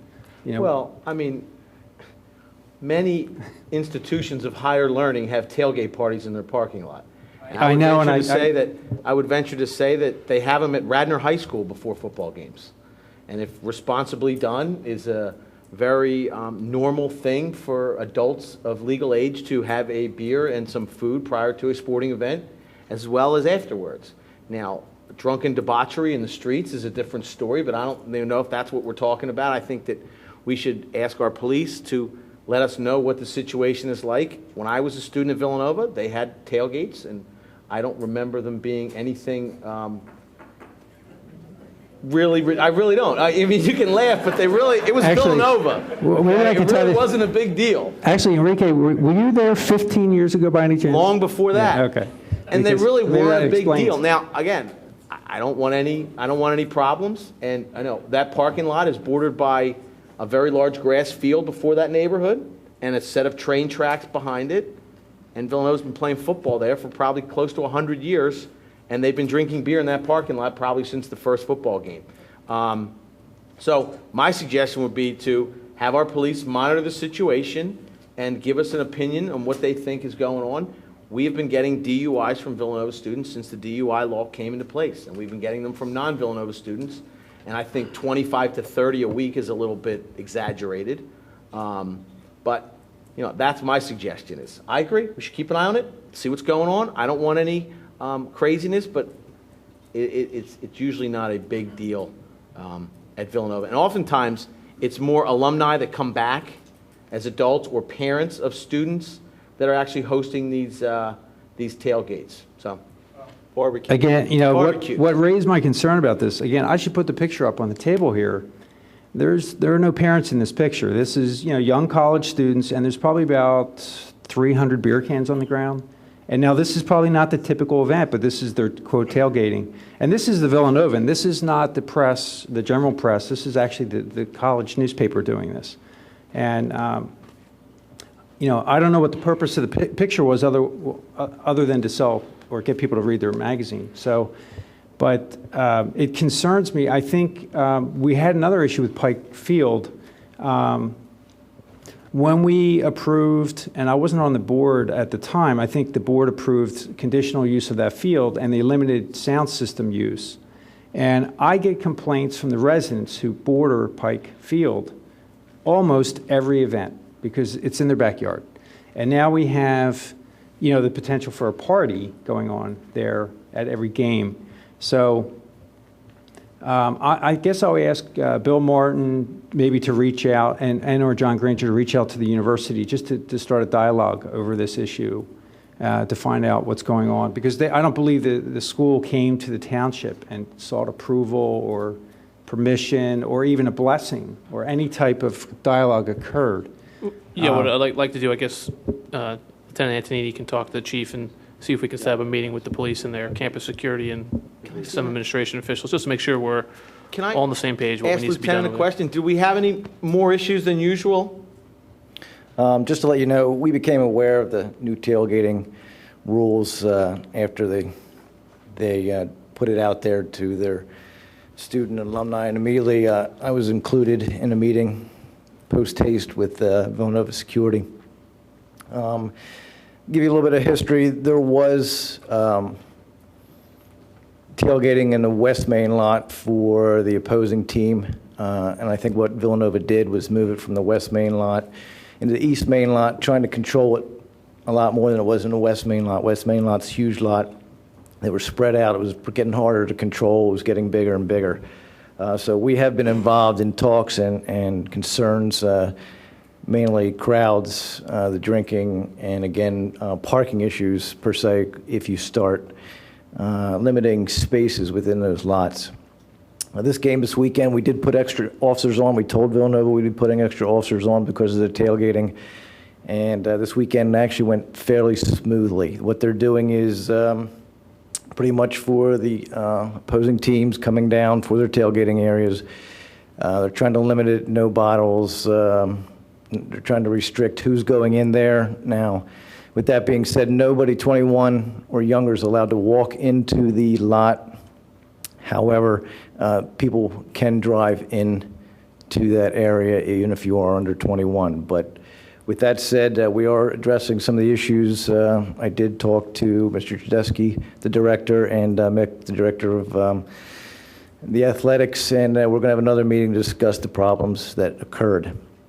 All in all, it went pretty smoothly. However, I will say that Lehigh is a smaller team, fans, so it's a small group of people. We did not have issues with parking. We did not have issues with fights and what have you. So I think there's some larger games coming up, namely Delaware. They're known for their tailgating, so we'll see how that goes. I want to comment, too. It was raining throughout most of the game, or drizzling, so I think that would have curtailed some of the partying. So, all right, well, we can talk about it. I'd like to be invited to that meeting with the university. I think I should have. I can't imagine why they didn't put us in the loop initially. But anyway, I'd like to be involved in that. Well, Thank you. it's more than away teams. I mean, they're opening up to their students and their parents for Parents Weekend. I mean, there must be another area then, because it's not just away students. This issue is they're opening it up to the students for the first time. Again, they do have the alumni tailgating in the back, and it's still there, and it's always been there. They originally proposed to have 1 hour after the game in the East Main lot. That is no longer going on. They have cut it off. Once kickoff, no more tailgating in the East Main lot. Theoretically, yes, anybody who has a car, whether it's Villanova or the opposing team, can drive in there, pay their $20 and go to the tailgate. Where are they driving area. into, the west lot? The East Main lot, the smaller lot. The smaller lot. Right. There's no tailgating in the West lot. West lot. That's correct. So it's a very restricted area. That's what they're trying to do, yes. It's about a third of that lot. They rope it off to about a third of the lot, and it's going to be adjusted depending, but that's their intention, is to keep it in that small area. Okay. Is that it, John? One more topic. I received an email from Robin Mann from the EAC. She's seeking a renewal of a membership to do the climate study, the greenhouse gas inventory of the township. Apparently, this is $600 a year for this membership or license to use the software to do the inventory. I believe the board voted on this back in '07. Apparently, the license ran out. They're just seeking additional funding of $600 to cover that license so they can complete the study. And the purpose of this study is to basically catalog the greenhouse gas emissions of the township's vehicles, its buildings, so that we can apply for grant funding to actually make energy improvements within our buildings and our vehicles. So without doing this study, we probably can't qualify for any grant funding. So I would recommend that the funding be provided for this use. No, we provided this before, the last year. Yeah, it was. Yeah, And they didn't do any study? no, they're in the middle of it, but it takes more than a year. It takes time to get through it. And I think it's money well spent. I mean, some of these grants that we can get are in the tens of thousands of dollars. So this is, like any study we do, it can lead to grants. It's not just the township building, it's the whole township? I think it's all the township buildings, all township property, and vehicles. Okay. So it's not Radnor Township, it's just township? No, it's not the facilities. residents. This is not to do the residents. That would be a separate study, but this would certainly help Radnor drive efficiency in their buildings and their vehicles. I'd like to make a motion to put that on the agenda for the next meeting. Yeah. I think Second. she should be directed to talk to John Granger and Bill Martin and see if it's in the budget, make sure it's in the budget, and it should be budgeted for in the future if it's important, as opposed to bypassing the process by coming directly to us. I don't think that's the intent. No, that wasn't the intent. The intent was to get on the agenda. I just thought I'd bring it up now because I had it on my desk. But anyway, next agenda would be great.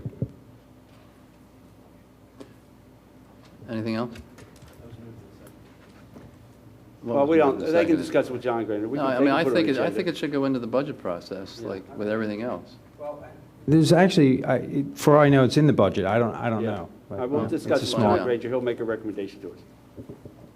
Okay, that was, are you finished? Okay, that was technically old business, but I think it was new business as well. But any new business other than that? I have some old business real quick.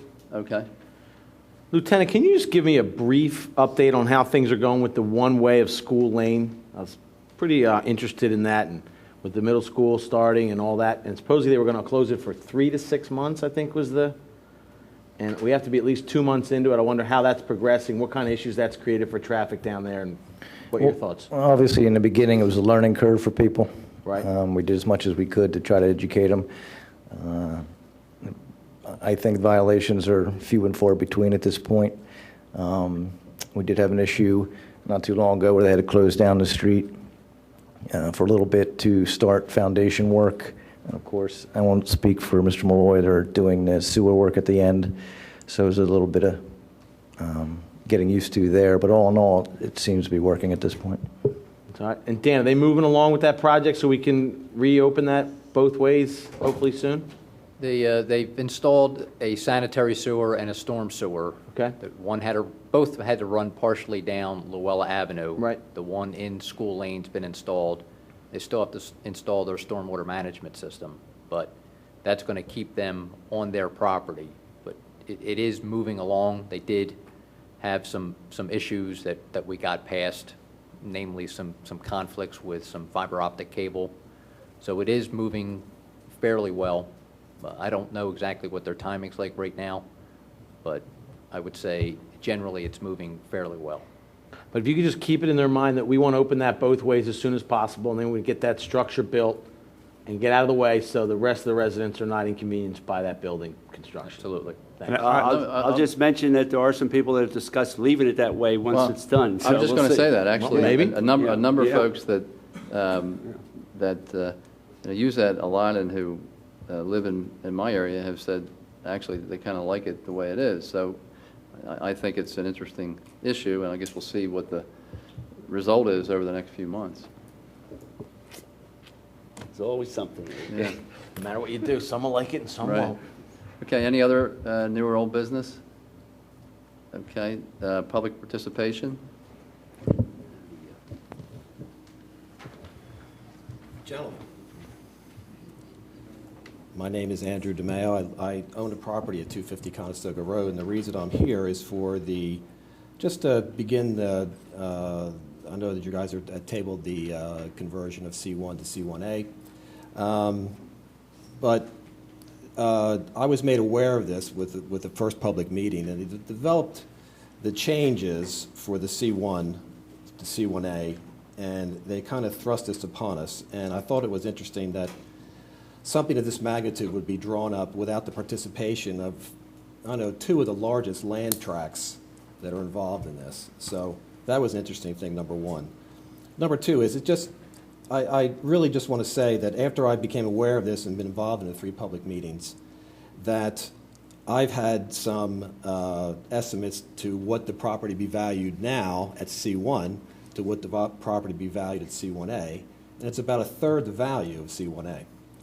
So it's a little bit disconcerting to me that this is being done with or without proper consideration of the property's value, especially the larger tracts.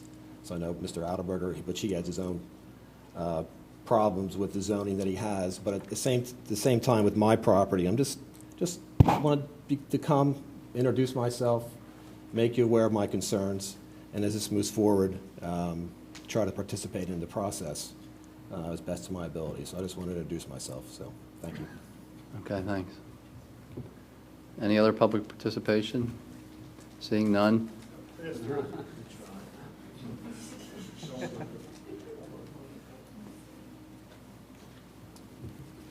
Marvin Novelli, 807 Eagle Road, Wayne, Pennsylvania. I'm not sure I'm here at the right time, but I'm concerned about the words I hear about the trash collections and the backdoor collections. And I'm here to try and give you a point of view that hopefully you'll understand and work to make sure it stays where it is. I typed this up so I wouldn't lose my courses here, but Radnor is a great place. And I mean that sincerely. I've been here 80 years plus, and it's been special. My slogan for this program is going to be, keep Radnor clean.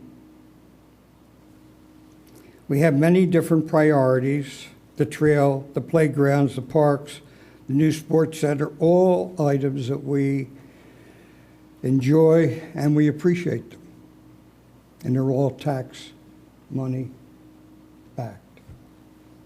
Trash collection gets taken for granted, and it should be.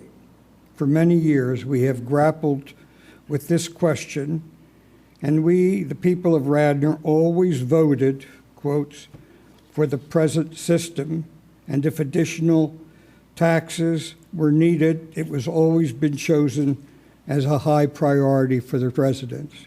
And they've indicated over and over again that they're willing to take that and pay for it because it's important to them. Now we have a budget deficit, and some of us see this service as expendable. I believe most of our Radnor residents will back me and you on this, and this is a necessary service. And I believe that most of our neighbors do not want to see their streets filled with garbage, slop, boxes, broken furniture, and bags running down the street and along the street, rolling down the street with cans and lids, which happens all the time. I see it every day elsewhere. I see it every day, and some people in Radnor believe in putting their trash can on the curb now and leave it there because they go to work and it's there all day. And maybe they'll take it in that night if they're not in a hurry. So it sits there. And I ride Radnor because I'm retired and I see a lot of Radnor. And sometimes I just think it's tough to take for me, and I think for many, many people. This is not the Radnor way. For newer Radnorites, it's not why you bought a home here. I'm sure that the schools were a high priority. But you also drove around when you saw a clean town, and you were impressed. And I believe that sincerely. So how do we handle this now with the deficit problem? Raise taxes? That drives me nuts because I'm the first one who hates to raise taxes. But if we have to, yes. We are in a bind now, and in time, this will pass. It has in the past, and it will in the future. Charge additional for trash pickup. Yes, if that has to be, that's also a tax in a different form. I didn't like the comments in the news in the Suburban this past week to charge $350 a year for special people for special pickups in the back. I think if that's 1,000 people, that's $350,000, if my math is good, which it never is. That would take care of everybody's trash. I don't think that's the answer. Some of the answer for the budget, I think, is what happened to the money for the transfer of realty in the Radnor, Wyeth, I think the Brandywine Trust. Haven't heard a word in 2 or 3 years. That's at least $4 or $5 million. And we haven't. I haven't heard anything. I try to watch your programs. Lawyers told us we couldn't win that case. Pardon? We couldn't win that case. You couldn't win it? No. Did we try it? We tried hard. Spent a lot of money. Okay, it's never been, I've never seen it stated, and I'm really concerned about that we lost it. That seems odd to me that it did. Are you talking about when the property was sold from Wyeth to Rubenstein? Well, I'm talking about the problem we were having trying to collect a transfer tax that they claimed that they didn't buy the property, they bought That's they from bought the Rubenstein businesses. to Brandywine. Yeah, and if that's what stood, that's what stood. We can't do anything about it, and that's sad. So that takes care of that situation. I'm sorry. Using the rainy day fund. Now, the rainy day fund, why not use the fund now? That's why we have it. Are we waiting for a tornado or a flood? We're using it right now. Well, I know you've used some of it in the past, but you're talking about the future and the deficit problem that you have. And I think we'll recoup that. Just give it time. Things are getting better, and I think if I remember, the finance director or finance person told us that things are a little better now than they were the last time, the last meeting. So things are moving. I saw 5 transfers of property this week, over $1 million, each of them are over $1 million. And that's got to mean something to us, hopefully. Sorry to hold you up. I believe the temporary finance and management team that we have on hand has been good for us. I think it's given us a new perspective with very discretionary eyes, and I appreciate that, and I think you ought to be congratulated for that. Remember, the most vulnerable citizens will be affected by the most by this change.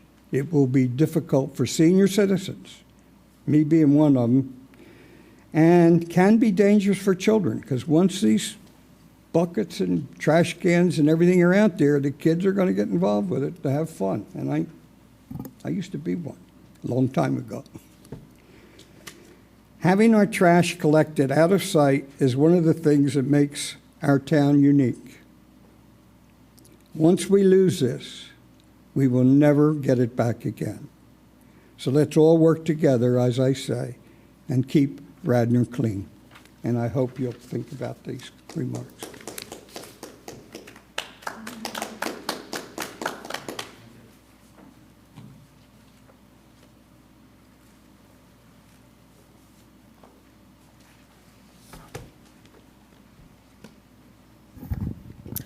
Again, my name is Christina Peroni. I want to thank Mr. Hervada for bringing up the issue of School Lane. When this board approved last meeting to close down School Lane for the benefit, the sole benefit of one developer, Mr. Holloway, I thought that was really narrow-minded as far as the 30,000 residents in this township, and I would have appreciated, you know, to not have one developer have that much power in this township. He wields a lot of power.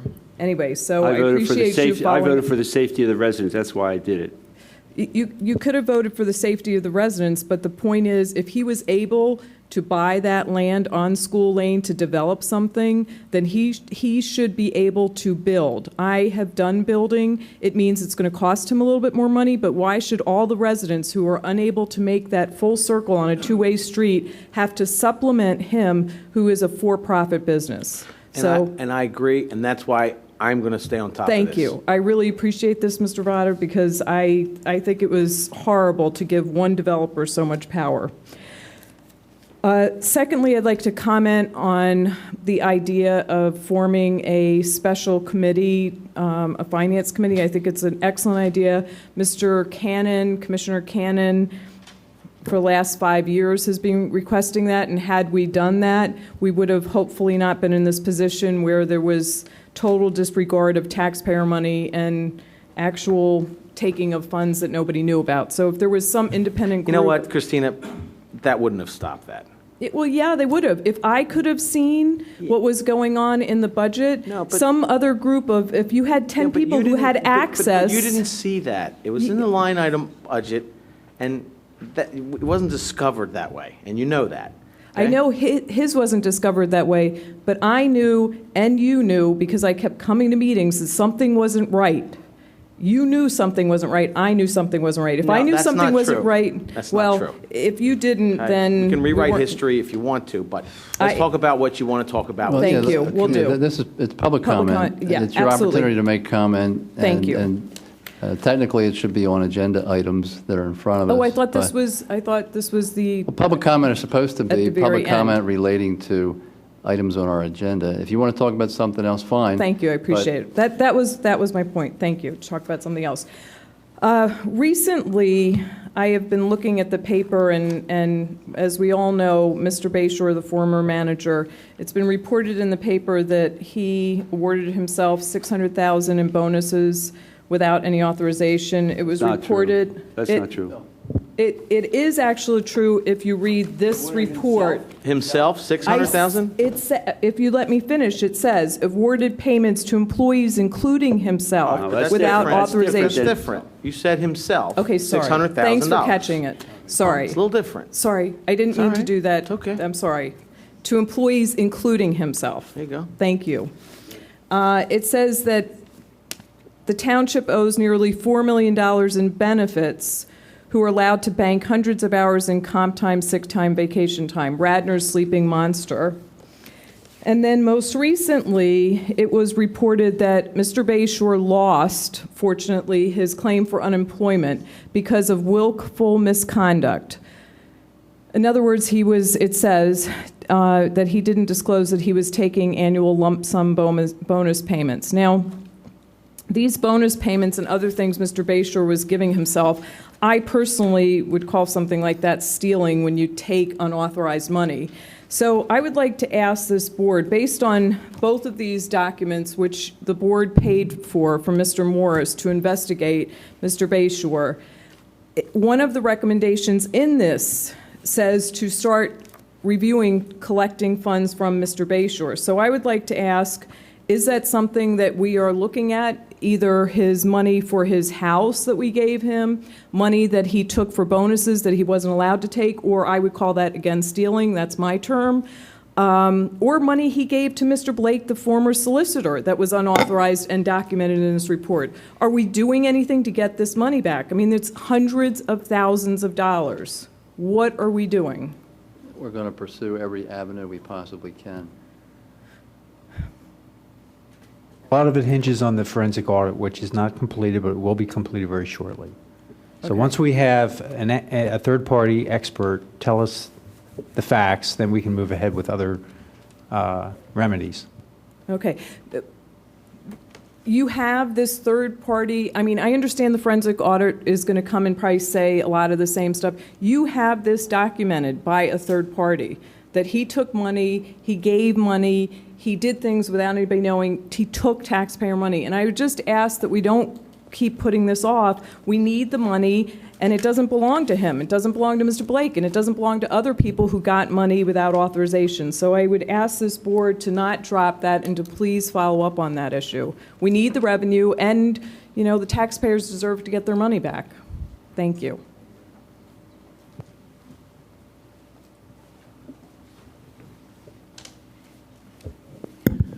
Good evening, gentlemen. Dan Sherry, 3 Donna Lane in Wayne. I'll first echo the comments of Christina Peroni. I think they're completely on point. I was planning to talk tonight about a number of issues, most of them concerning the Willows Cottage. But before I do so, a couple quick points, one of which briefly touches on what Ms. Peroni spoke about, and that's documents that are being reported in local newspapers. Apparently, this township recently turned over some documents to the Mainline Suburban Life, which then needed to be recalled because they weren't appropriately redacted. One of my, I would say, most fond memories of a commissioners meeting was Commissioner Masterson, echoed by Commissioner Fisher's statement that they believe documents are subject to disclosure.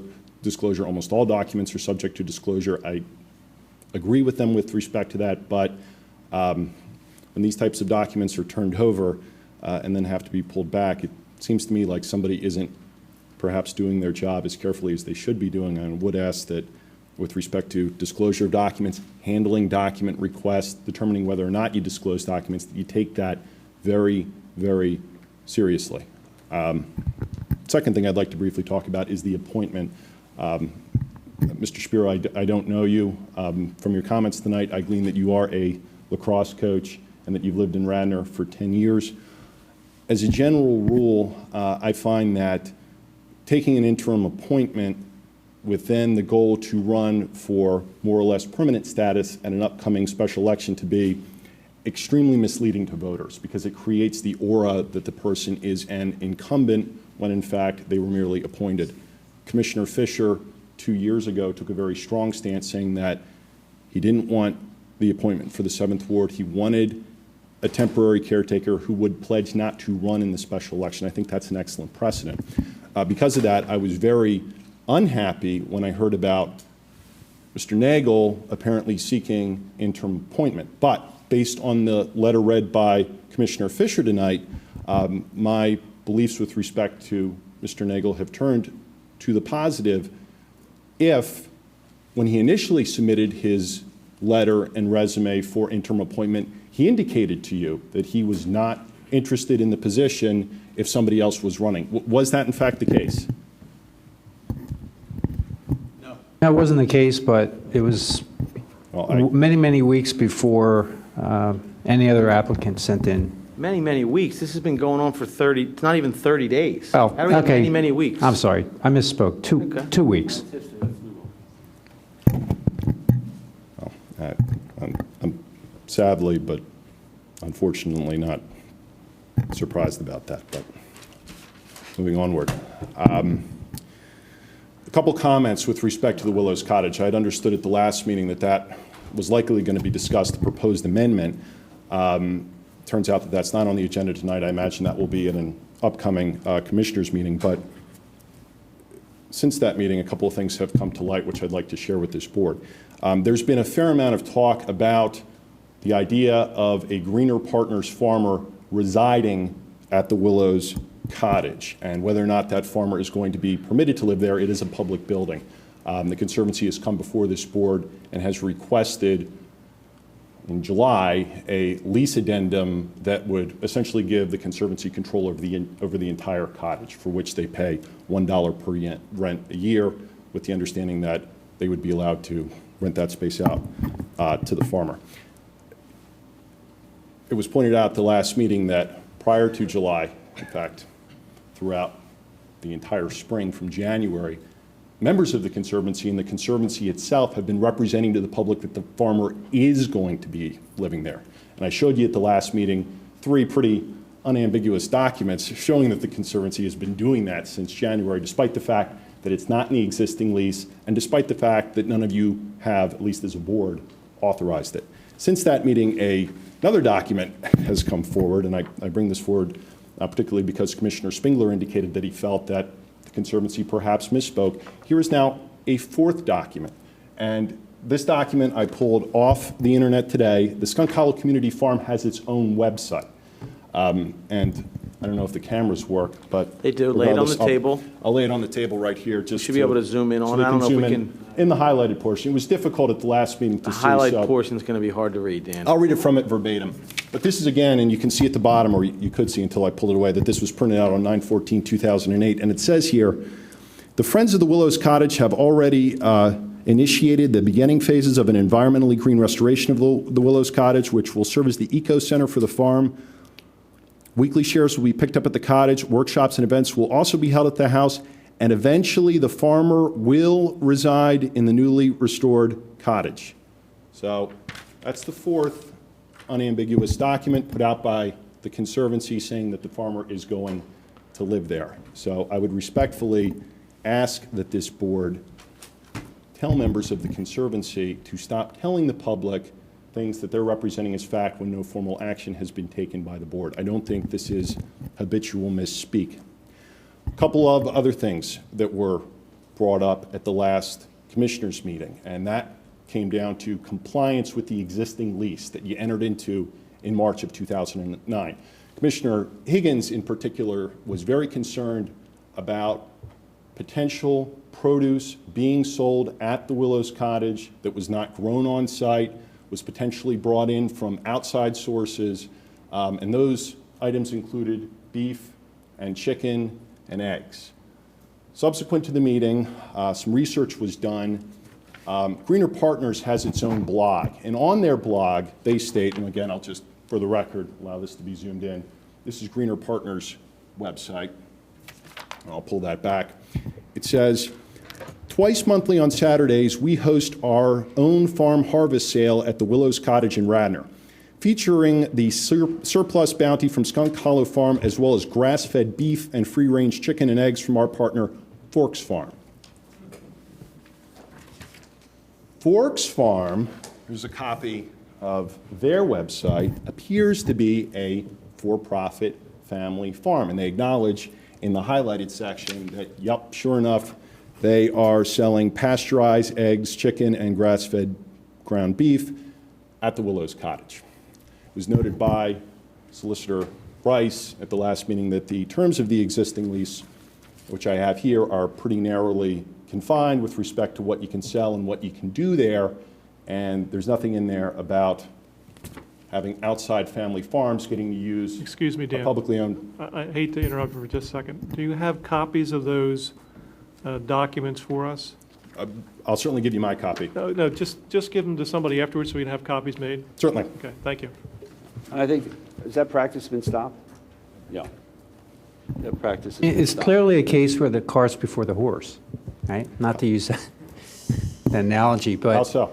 No, I think they got ahead of themselves, and I think they shouldn't have, made the statements they did. And I think they are victims of their own success. They're having a really good run of it. They're trying to do the best they can to save the cottage. They're making misstatements, possibly. They got ahead of themselves in terms of what they're able to do with the current lease. But, I we could give them a little. We could give the Friends of the Willows Cottage some slack here and say that they're doing a good job. I think I haven't brought up really the Friends of the Willows Cottage, Commissioner Fisher. My issue is more with the Greener Partners and the Radnor Conservancy. Okay. Now, Mr. Nagel publicly has stated that the Friends of the Willows Cottage is a subgroup of the Radnor Conservancy. I was not personally aware of the fact. Again, Mr. Nagel at least was the executive director of the Radnor Conservancy, but I don't have an issue with the conduct of the Friends of the Willows Cottage. I haven't seen anything demonstrably wrong with what they're doing. What I do see, you say putting behavior ahead of itself, I see breaches of the lease. And with respect to what's going on in terms of what's being sold over at the Willows Cottage, I don't see that as getting ahead of oneself. Well, I think the lease is very clear. that has stopped. I was there. Kevin, we were there. They weren't selling beef rakes. The day I was there, they weren't doing They were it, but not I've doing only it. been there once. Dan, not to cut you off, but I've been hearing this conversation for the last several meetings, and I've been sitting back and trying to take it all in. It would seem to me that the principal focus of these folks and of us should be to preserve the cottage in some way, shape, or form. I think we all think that's a good goal. Would you agree? Preservation of the cottage, as I understand it, Commissioner Mahoney, the preservation of the cottage is supposed to be entirely by volunteer efforts. That is always... I'm simply asking, do you think it's a good goal to save the cottage? Absolutely, through volunteer efforts. Good. Absolutely. I think that what really needs to be done here is to have some kind of a meeting where the stakeholders, including yourself, any people from the public, the Conservancy, the Friends of Willow Cottage, Township folks, get together in a room and try and hash this thing out as best we can, so that we're all kind of pulling in the same direction and not criticizing one another. And understand some of your points are very valid, believe me. But I think that we ought to think in terms of what's constructive in terms of saving the cottage, because that's the principal focus of all these efforts. So I suggest to you that's something I think we should do. I don't know how the board feels about it or the Conservancy, but I think that we really should think about that seriously. If I could respond, with respect to the idea of a meeting with stakeholders, I think that's a little bit, to an extent, misleading. The Willows Cottage is a public building, a percentage of which has been leased out to the Conservancy for the next 3 years for $1 a year. It is a public building.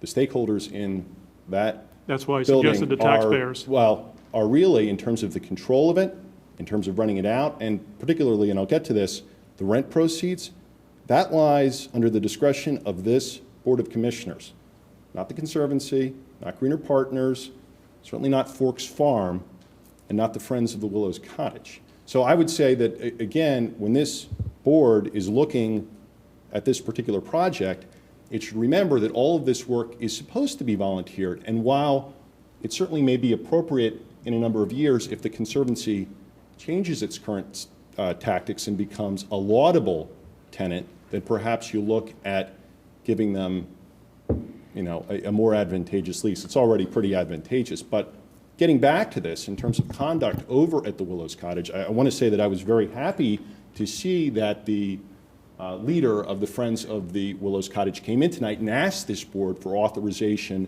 to have an event over at the Willows. He gave a description as to what was going to occur, and Mr. Blumstrom commented that based on the size and scope and that it's more than 25 people, and given the fact that it's using one of the parks, it's appropriate to come forward with an authorization. Commissioner Hervado also asked some questions about that. I'd like to contrast that with something that was recently brought to my attention with respect to something the Radnor Conservancy is planning to do over at the Willows Cottage. And before I do, I'd like to just ask real quickly whether or not any members of this board, or if this board collectively, is aware of the upcoming Fall Gala, as the Conservancy calls it, at the Willows Cottage? Sure. Yes. We all got invitations. You all got invitations. Okay. For this, is there an authorization allowing the Conservancy to do this over at the Willows Cottage? Well, Dan, to answer your question, I asked Tom Blumstrom the exact same thing when I got the invitation, because I had the same concerns, and I think your points, again, are valid. Mr. Blumstrom, could you give him the explanation that you gave to me? Yes.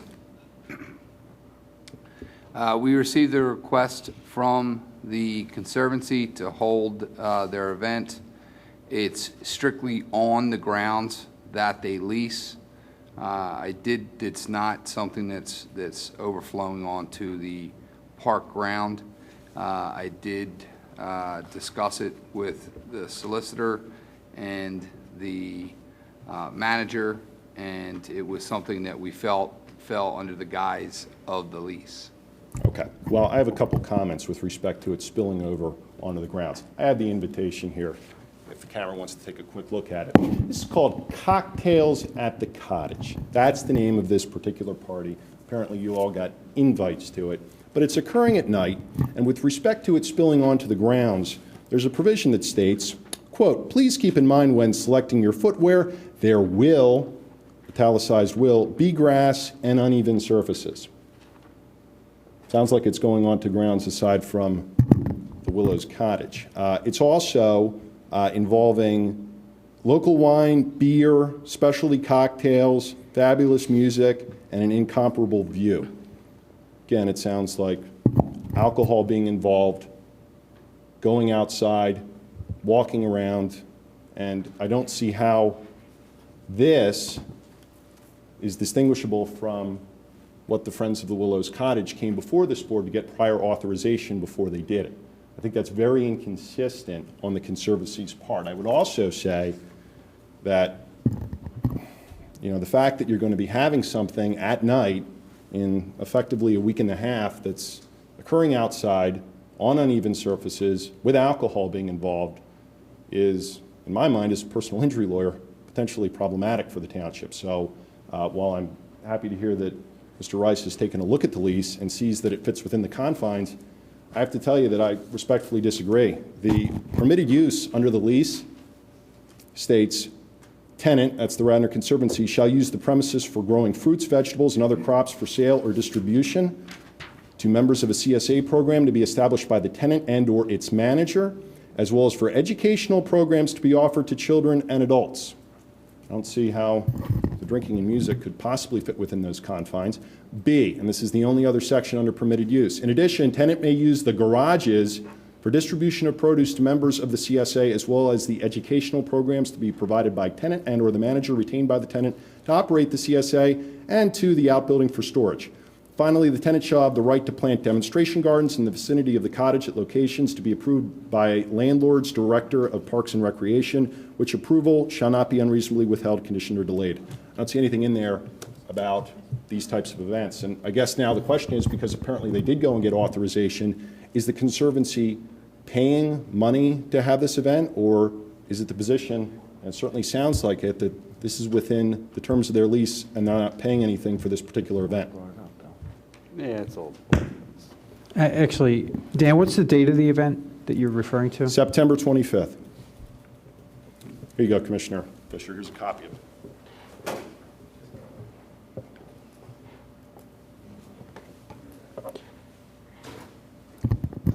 Well, I think the board can make a decision on this at our next meeting. I do Now- like ratification. No, I really do. However, I am pleased that a subgroup, at least, of the Conservancy is taking proactive steps to gain permission from this particular board Because before that's- they do actions, as opposed to, They were told to do that, and if they were told to do it, they would have done the same thing. But actually, let me back it up, though. I think actually, we have a lot of groups in the township that use our public land, and they don't have to come to the board at all. They just go through Parks and Rec, they get approval, and they use the space. certainly, also with Right. Willow's Cottage running it out for, say, a wedding. People pay money, though, for that service, Well, Mr. Fisher. I don't know, is that true that everyone that uses it pays money? Yeah, no. No, but you can- No, I'm actually asking a question about the mansion. Do we ever comp that out to groups?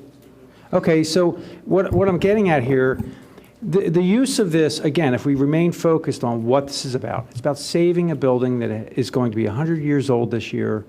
It's about saving the taxpayers at least, to date, $100,000. You made a comment that volunteers do this work. Well, you know what? It's pretty hard to paint a wall without paint. You can have a lot of people show up with paintbrushes, but if you don't have paint to paint that wall, nothing's getting done. And the fixtures, the plumbing, the electrical, the roof, the windows, that takes money. And we're in a budget year that we can't afford to put $1 into that structure. Does that mean we're going to give it all away and let people do whatever they want? No. This board is very concerned that we don't want to set a precedent here, but at the same time, we want to do what we can do best for the taxpayer, which is save them money. And it's been projected that the cost of restoring this cottage is at least $500,000. It's more like $600,000. Yeah. So, quite frankly, a year ago, the board was about to vote on the demolition of this building. It was going to cost taxpayers about $40,000 to demolish this building. We've saved that money, and since that time, the Friends of the Willows Cottage has put in-kind contributions of about $160,000 into the building. You can argue what the number is, it doesn't matter, but if you go over there and you look at what's been done, it's all very positive. Well, I let's like respond to that real quickly. excuse me one I didn't second. realize you were finished. No, I'm not finished. I like what Commissioner Mahoney said, that maybe this is a time that we work together. We can all be critical of what the Conservancy is doing. We can be critical of anyone we want to be. It's very easy to be critical. But you know what's hard? It's hard to get up in the morning on a Saturday morning and go to that cottage and paint. Now, I have never seen you there. I've been there, okay? And that's why I don't criticize what's going on there, because You know I what, see though, the John? good things. Because he doesn't paint, that has nothing to do with his points. But he's and the very relevancy. What I'm okay? trying to say is he's very critical, and the old saying, "You attract more bees with honey than vinegar," stands here. That I appreciate all your comments. These are all very valid concerns. But at the same time, do you have $600,000 to help us save the cottage? Well, I'll actually respond to a number of those questions. First and foremost, whether or not paint is being paid for is, I think, a non sequitur as to whether or not a tenant is complying with lease tenants and lease protocol and specific language in a lease. And with respect in terms of the volunteer work, what I've heard from you, Commissioner Fisher, at the last couple of meetings is a blending of volunteer work, which is we go out there, we assist. Volunteer work also generally involves volunteering materials, but be that as it may, that's separate and apart from quid pro quo, which is we got to reward the Conservancy or the Friends of the Willows Cottage for fixing up the Willows Cottage. That was, as I understand it, not an issue when this was put forward, that this is volunteer work. So changing the discussion back to we have to reward the Conservancy after the lease has been in effect for only 4 or 5 months is, I think, very irresponsible. And to say, who else are we going to get to volunteer work is separate and apart from whether or not the Conservancy is being a good tenant. And if it's doing things that are demonstrably at odds with the language of the lease, which is very clear and very limited, that's something this board needs to consider when it is looking at a lease addendum. That lease addendum, remember, came before you only after 4 months of the existing lease. And as we all learned, during that time, the Conservancy was not a model tenant. You talk about bees with honey. One other thing that's not mentioned in the terms of the lease are the beehives and the honey. Now, I've looked at what this hive thing is. It's apparently called Hives for Lives. It's a nonprofit set up by some girls. They were very upset over the death of their grandfather, I believe, from cancer, and all the proceeds go to that. I think that's a laudable effort, but I don't see it in the lease. And yet the honey's being sold at the Willows Cottage, and bee stations, I don't really know what the right term of art are now erected right by this particular fenced-in farm.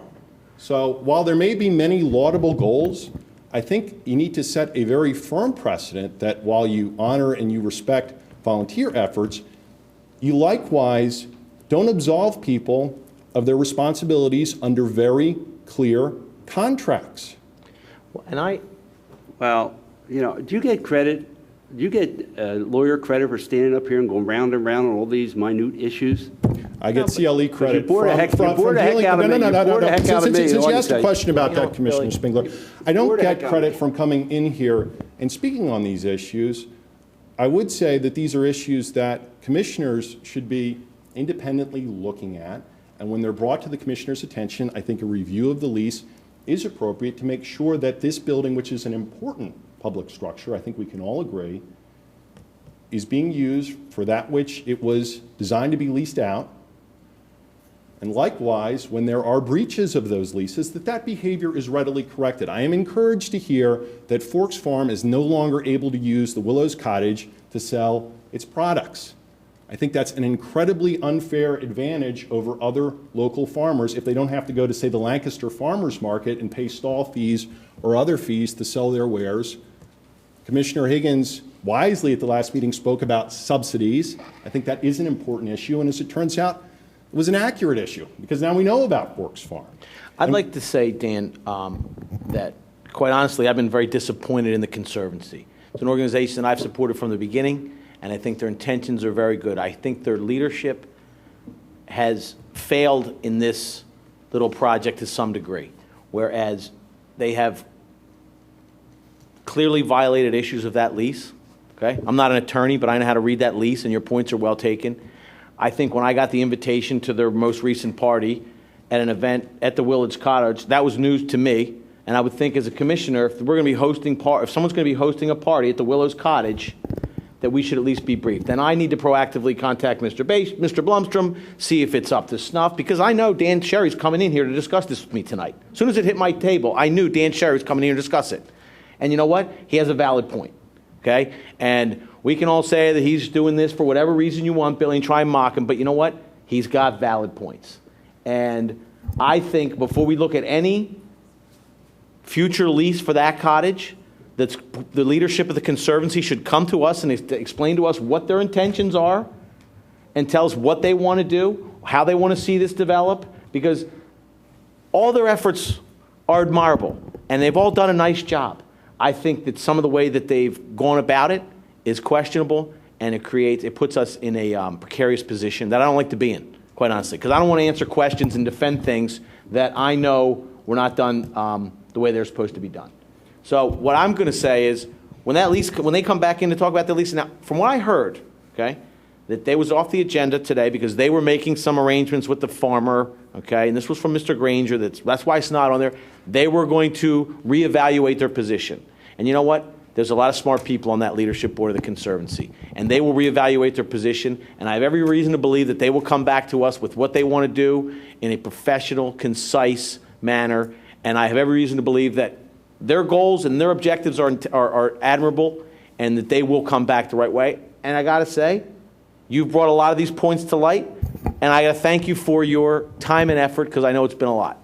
But I think we can move forward in a positive direction from here. I always like to move forward in a positive direction, and I appreciate your compliments, Commissioner Havada. A couple last points in terms of what the Conservancy may be doing in terms of its position as to the rent of the cottage, because this is a major issue, the rent proceeds that are derived.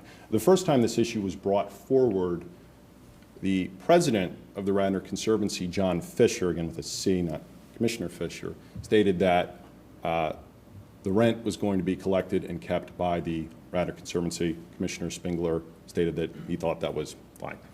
Great. Since that time, there have been some changes in terms of the way the Conservancy has talked about this particular issue, and I believe last week or the week before, they published a very lengthy guest editorial in the Mainline Suburban Life where they talked about the rent proceeds. And their new approach is that every dollar of rent proceeds goes back into the, I think they call it the initiative, but essentially the Willows Cottage upkeep. Now, I would submit to you all that the proceeds derived from any rent of anybody living there are the proceeds that you all direct to whatever priority you deem needs funding, not necessarily right back into the Willows Cottage. This is a public building. This is rent that is collected on a public And building. I agree. And logic would say decision. that We will make we that would tell decision. them, and I agree, that we would say that that's probably a good use of money that you guys raise for that, and an event that you have at that cottage would be to go back and fix the cottage. Logic would tell us that. But ultimately, it would be the commissioners Correct. directing Right. it back Correct. to the cottage rather Correct. than That's right. the conservancy Correct. itself making the determinations. I think that is a very important Well, everyone distinction knows to draw. that.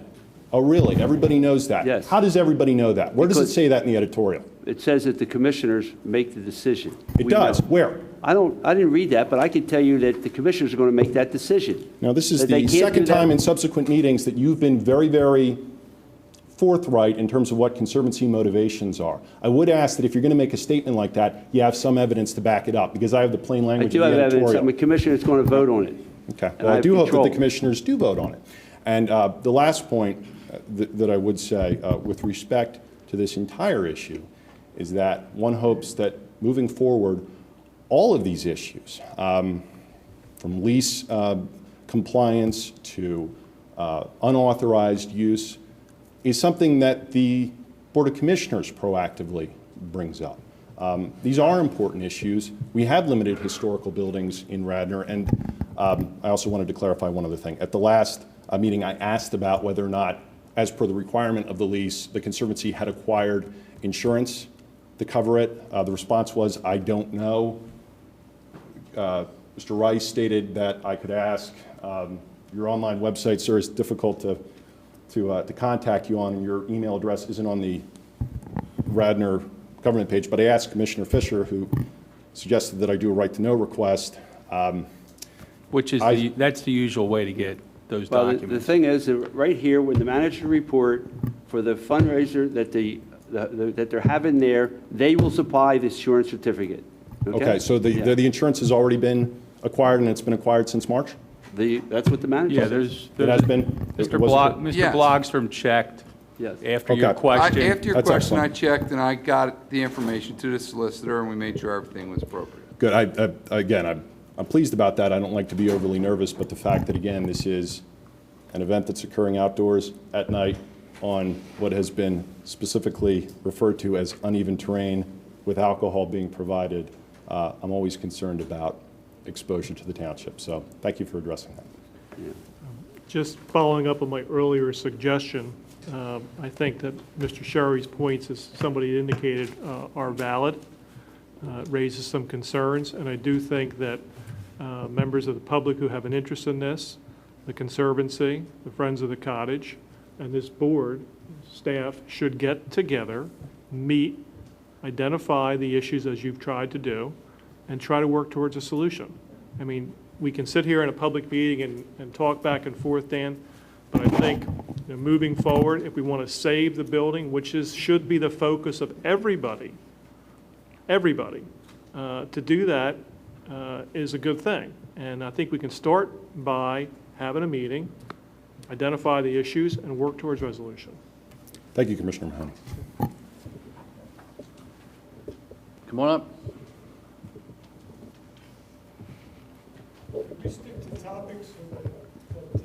No, we're going to go take each person at a time. With your, excuse me, with your permission, my name is David Toomey. I live at 332 Walnut Avenue. I am a director of and the executive director of the Radnor Conservancy.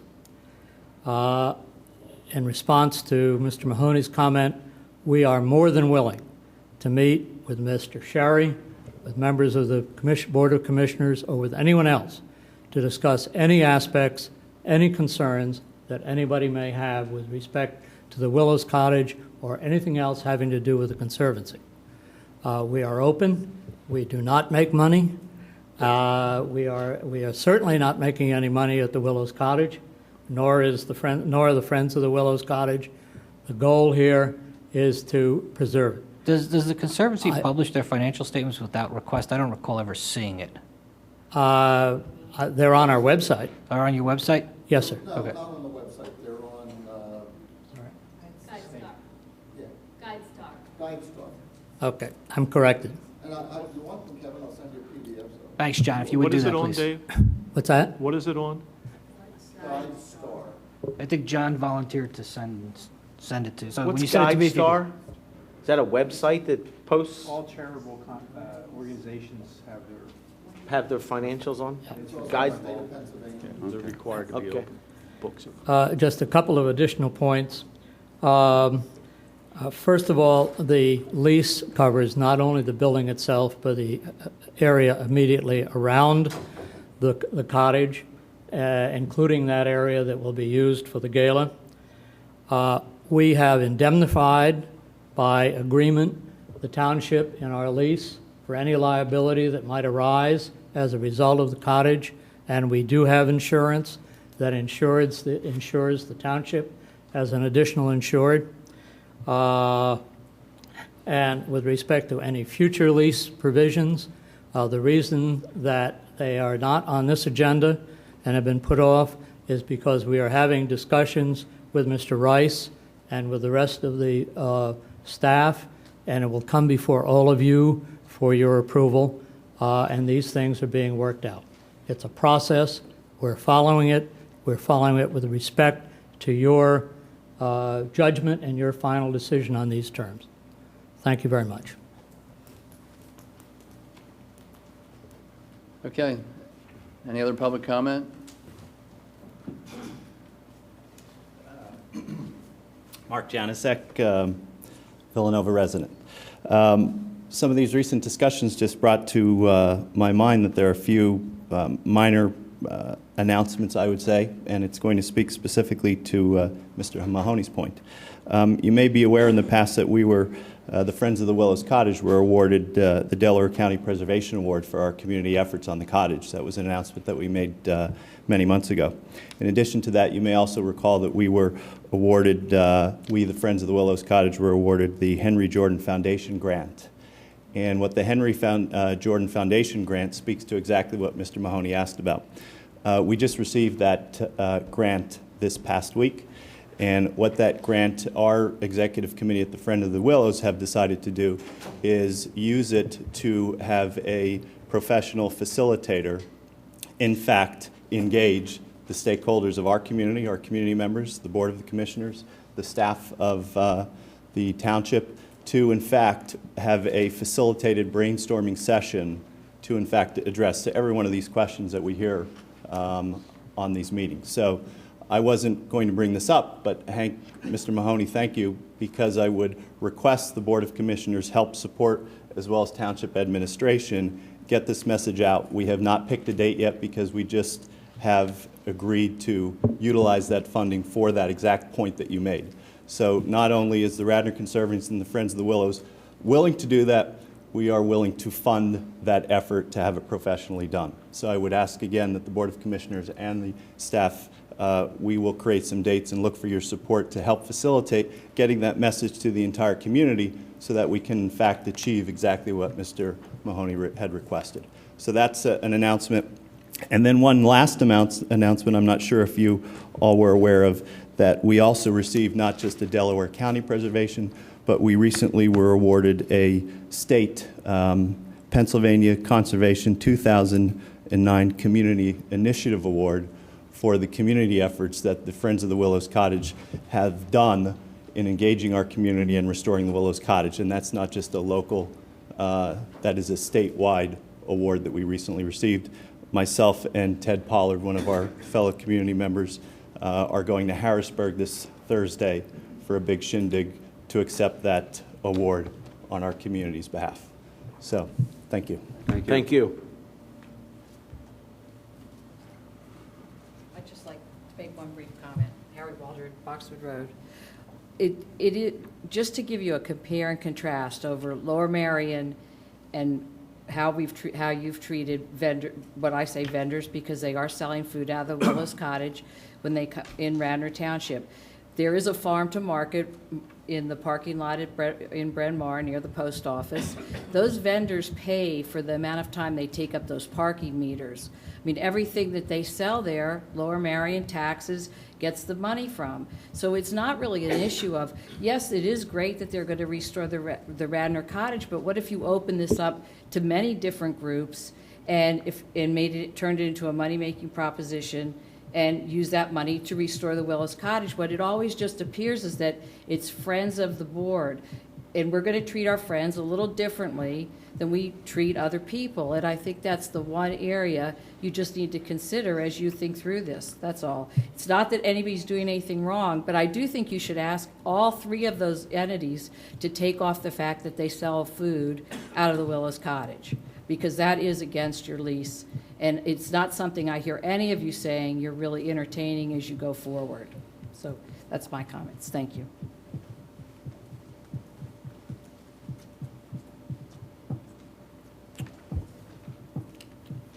Hi, Baron Gemmer, South Wayne, and I'm not going to talk about the Willows Cottage. I'd like to start by thanking Commissioner Higgins for bringing up the Rite Aid Foundation, because you saved me a trip up to ask that same question, so I appreciate the attention to detail there. Secondly, I'd like to thank you or the other powers that be for posting all the materials on the website, albeit, the 89-page PDF, but that's very helpful. Hopefully we'll not kill as many trees in the past, and we can look at items in advance. So that's very much appreciated. Next, last meeting I spoke, well, actually not counting the special meeting for the bonds, I spoke on the employment status process regarding department heads, and it's my understanding that you listened to me and discussed that, and that the process will be different going forward. And I appreciate the fact that you listened to me and discussed that. During the appointment of the new commissioner,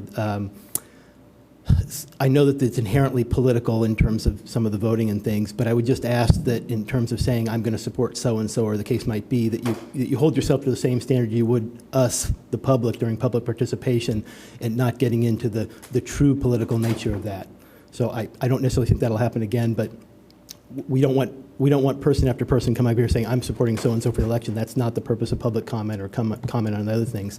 So when you're speaking, I would ask the same courtesy then, so that we keep that totally out of it. Well, we'd be criticized for not being transparent, so we just told exactly how we felt. Right? And Commissioner, I appreciate it, Commissioner Spengler. Yeah. And I will continue to do that. Okay. Well, then, regardless of what you have to say. If you give the public the same latitude, then perhaps The public has the latitude to say whatever they want. I have seen some times where they've maybe been cut off sometimes for being too political, but I appreciate that. The last points I have regarding the boards. We have a new commissioner, and on some of the other boards, it's pretty apparent that there's some training needed, as basic things as far as Robert Rules of Orders, their enabling ordinance in terms of what their function is and what they're voting on. Commissioner Fisher has indicated perhaps some of that's in the works. I would just like to echo that I think that's very sorely needed, and the sooner we get it in, then the sooner the boards and commissions will be operating smoother, and because we've just had some issues come up even recently regarding that. So to whatever extent we can get training in general things, again, like Robert's Rules of Orders, as well as their particular enabling and ordinance, it would be greatly appreciated. Along those lines, it's my understanding with some of the staff cutbacks that we may not be getting minutes for some of the meetings, and we may need to look at alternative ways to publicize those.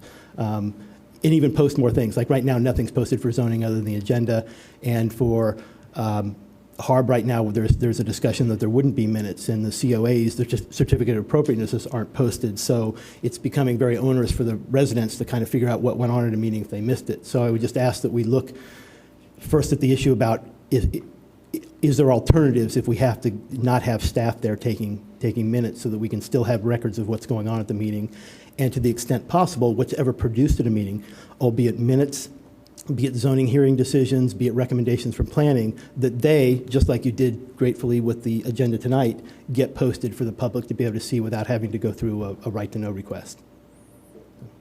And that's all I have, so thank you. Thank you.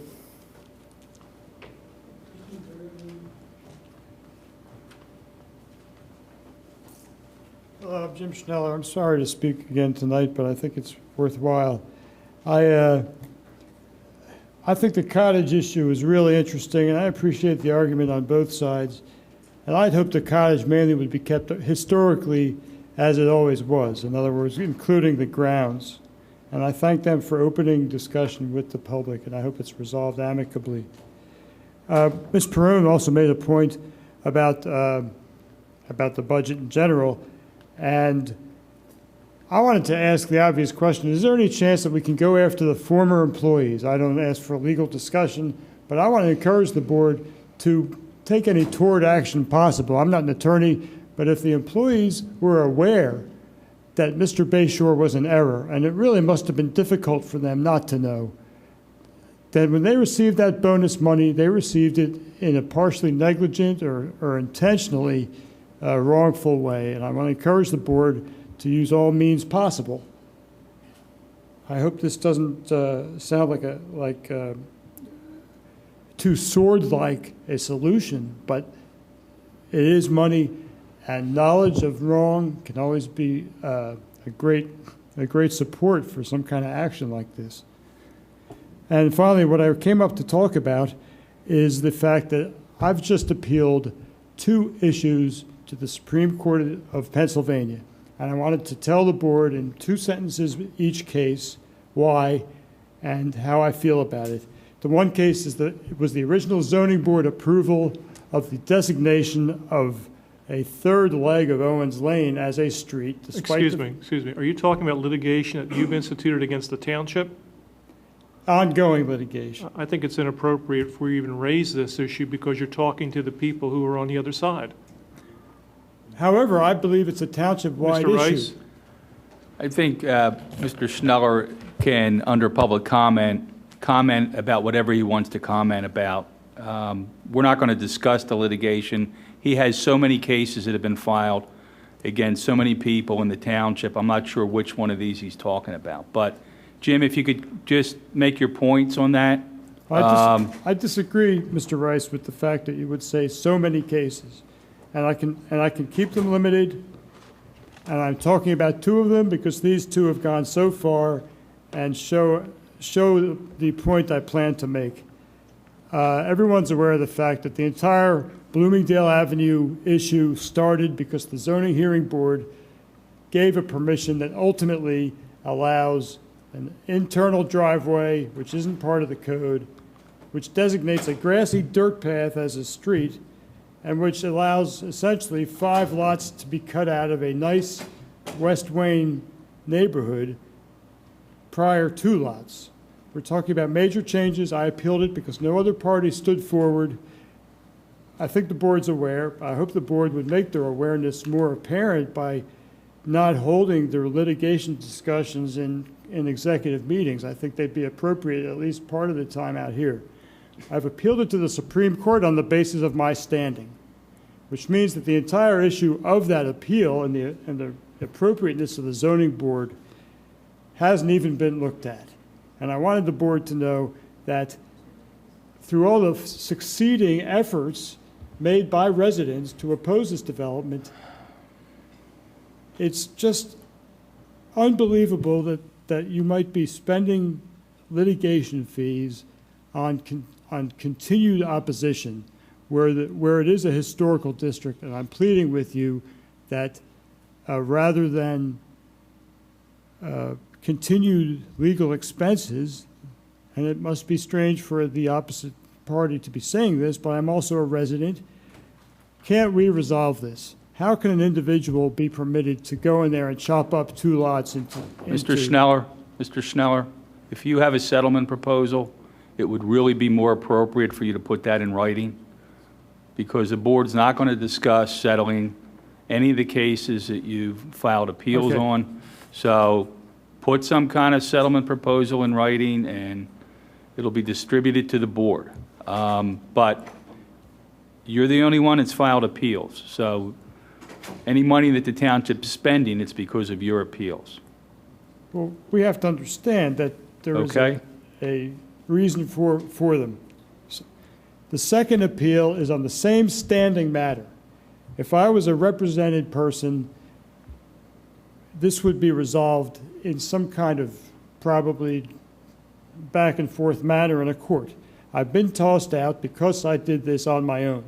I have no comment on that with anyone here. But I pursued my appeal of the Luella and School Lane development because it's an unbelievably aberrant change to Wayne. And I'm coming, and I'll base this on a comment on another property. I think every resident of Radnor has driven down School Lane, and I'm not the aesthetic king of taste, but the place behind Lucky Duck has put up a parking coverage over the parking lot on School Lane that looks like a gas station. If I had time, I would want to look at the records for that renovation. I certainly wouldn't want it to repeat itself. Yet, this gentleman is being permitted all kinds of construction. When last time I went down School and Luella during Jim, I'm giving you my commitment. I am on top of that School Lane development, and I am watching it. I drop my son off at the middle school every day, and I'm paying attention. And as soon as I can get that back to 2 ways, which is I think what the majority of the residents believe, maybe not a few have told us they like it that way. People that represent those 2 wards. Maybe. You've heard from a few people. There's 30,000 people that live here. I'm telling you, I'm on top of it. And I will pay attention to that very closely because I agree with you. Now, as far as behind the Muddy Duck, bad taste is not against the law. If you don't like it, that's fine. If you do like it, that's fine. He has agreed with all the laws from our zoning. It was all passed. It was all okayed. There are no violations down there. So at this point, I'm telling you, I'll keep an eye on School Lane for you. I brought it up solely because I don't want it to happen again. I understand. As for traffic, the last time I went through there, it was school hours, and there were bulldozers all over Luella Avenue. So I would hope, I see that the situation has been referred back to the police department for a hearing, for a traffic committee meeting tomorrow, and I would request the traffic committee to not grant permission, as I and a number of people have stated. The gentleman has an expensive lot there, and he plans to build expensive parcels. He can use what space he has. I don't think any township anywhere. Jim, I'm telling you, we've had lengthy discussions about this, and I am on this. I will look at it every day, and I will push them to get this cleaned up as soon as we possibly can. All right. Because I agree with you. I didn't come to go on and on, but this does relate back to the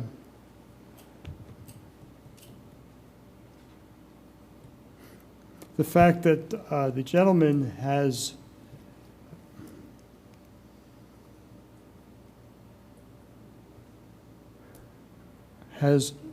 leaned upon the township administration and board a bit too much. I don't think he should be given any breaks as far as what he's doing, and would hope the board can give us an impartial decision in each of these matters. I'm on it, I promise. Thank you very much. Thank you.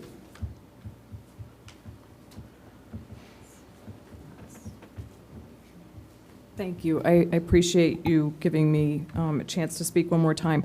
I forgot to mention that prior to the last finance director, Amy Cuthbertsman's departure, I got, through a right-to-know request, a list of how much was actually spent on the township building, and it was around $17 million, when we got approval for only about $11 million. So in that same regard of Mr. Bayshore and going after monies that were unauthorized and were spent without approval, do we have like insurance or something that we can go after if you know, I mean, if he truly did spend $4 million, which was what it looks like, $4 to $6 million without approval, is there insurance for losses or,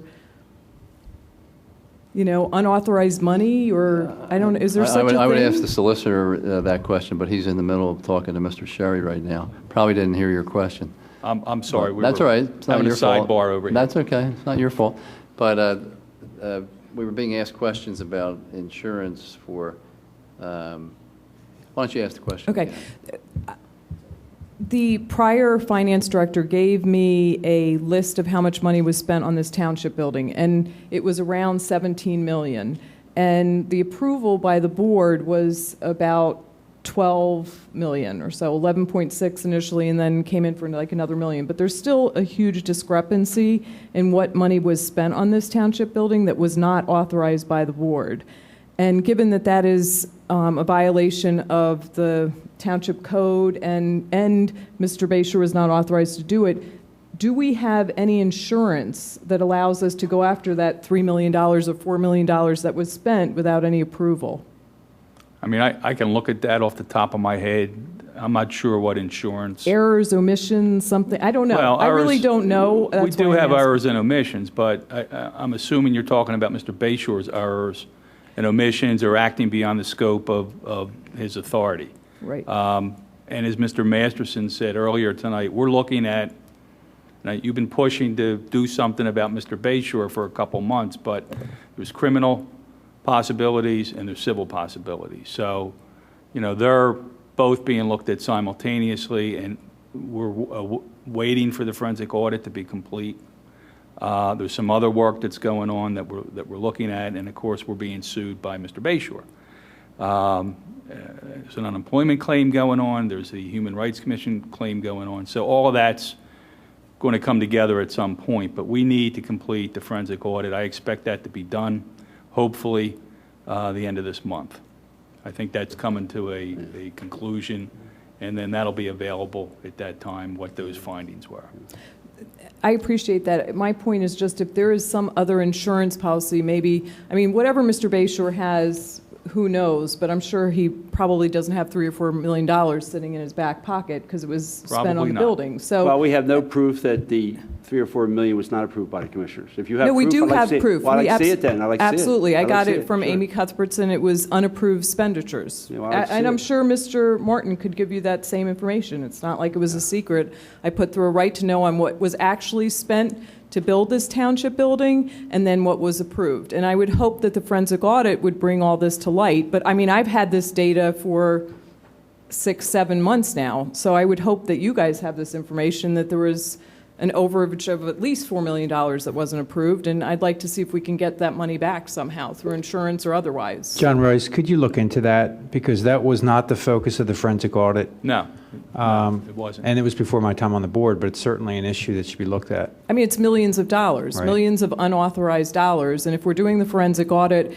the report by Mr. Morris said that we should look into all these different avenues of where money was spent, and the forensic audit was supposed to be that avenue. So there is an opportunity where there were millions of dollars. So if you have, you know, and I haven't independently looked at the documentation you have, but if you have, I mean, the numbers are the numbers, but how they were approved and when they were approved and were there change orders and how large were the change orders, if you have all that, give it to me, please, and then, but that's got to go into the whole mix of, you know, what ultimately the township's going to pursue and what success the township would have pursuing somebody who's currently unemployed. Right, but it's not just him, it's do we have insurance? And the Like, if we have an insurance, the insurance E&O company that we can coverage. get the money from, that would be ideal. Okay. Okay. Our premiums go up, but this might be a good time to cash in on some of that. Thank you. Move we adjourn. Second. All those in favor? Aye. All right.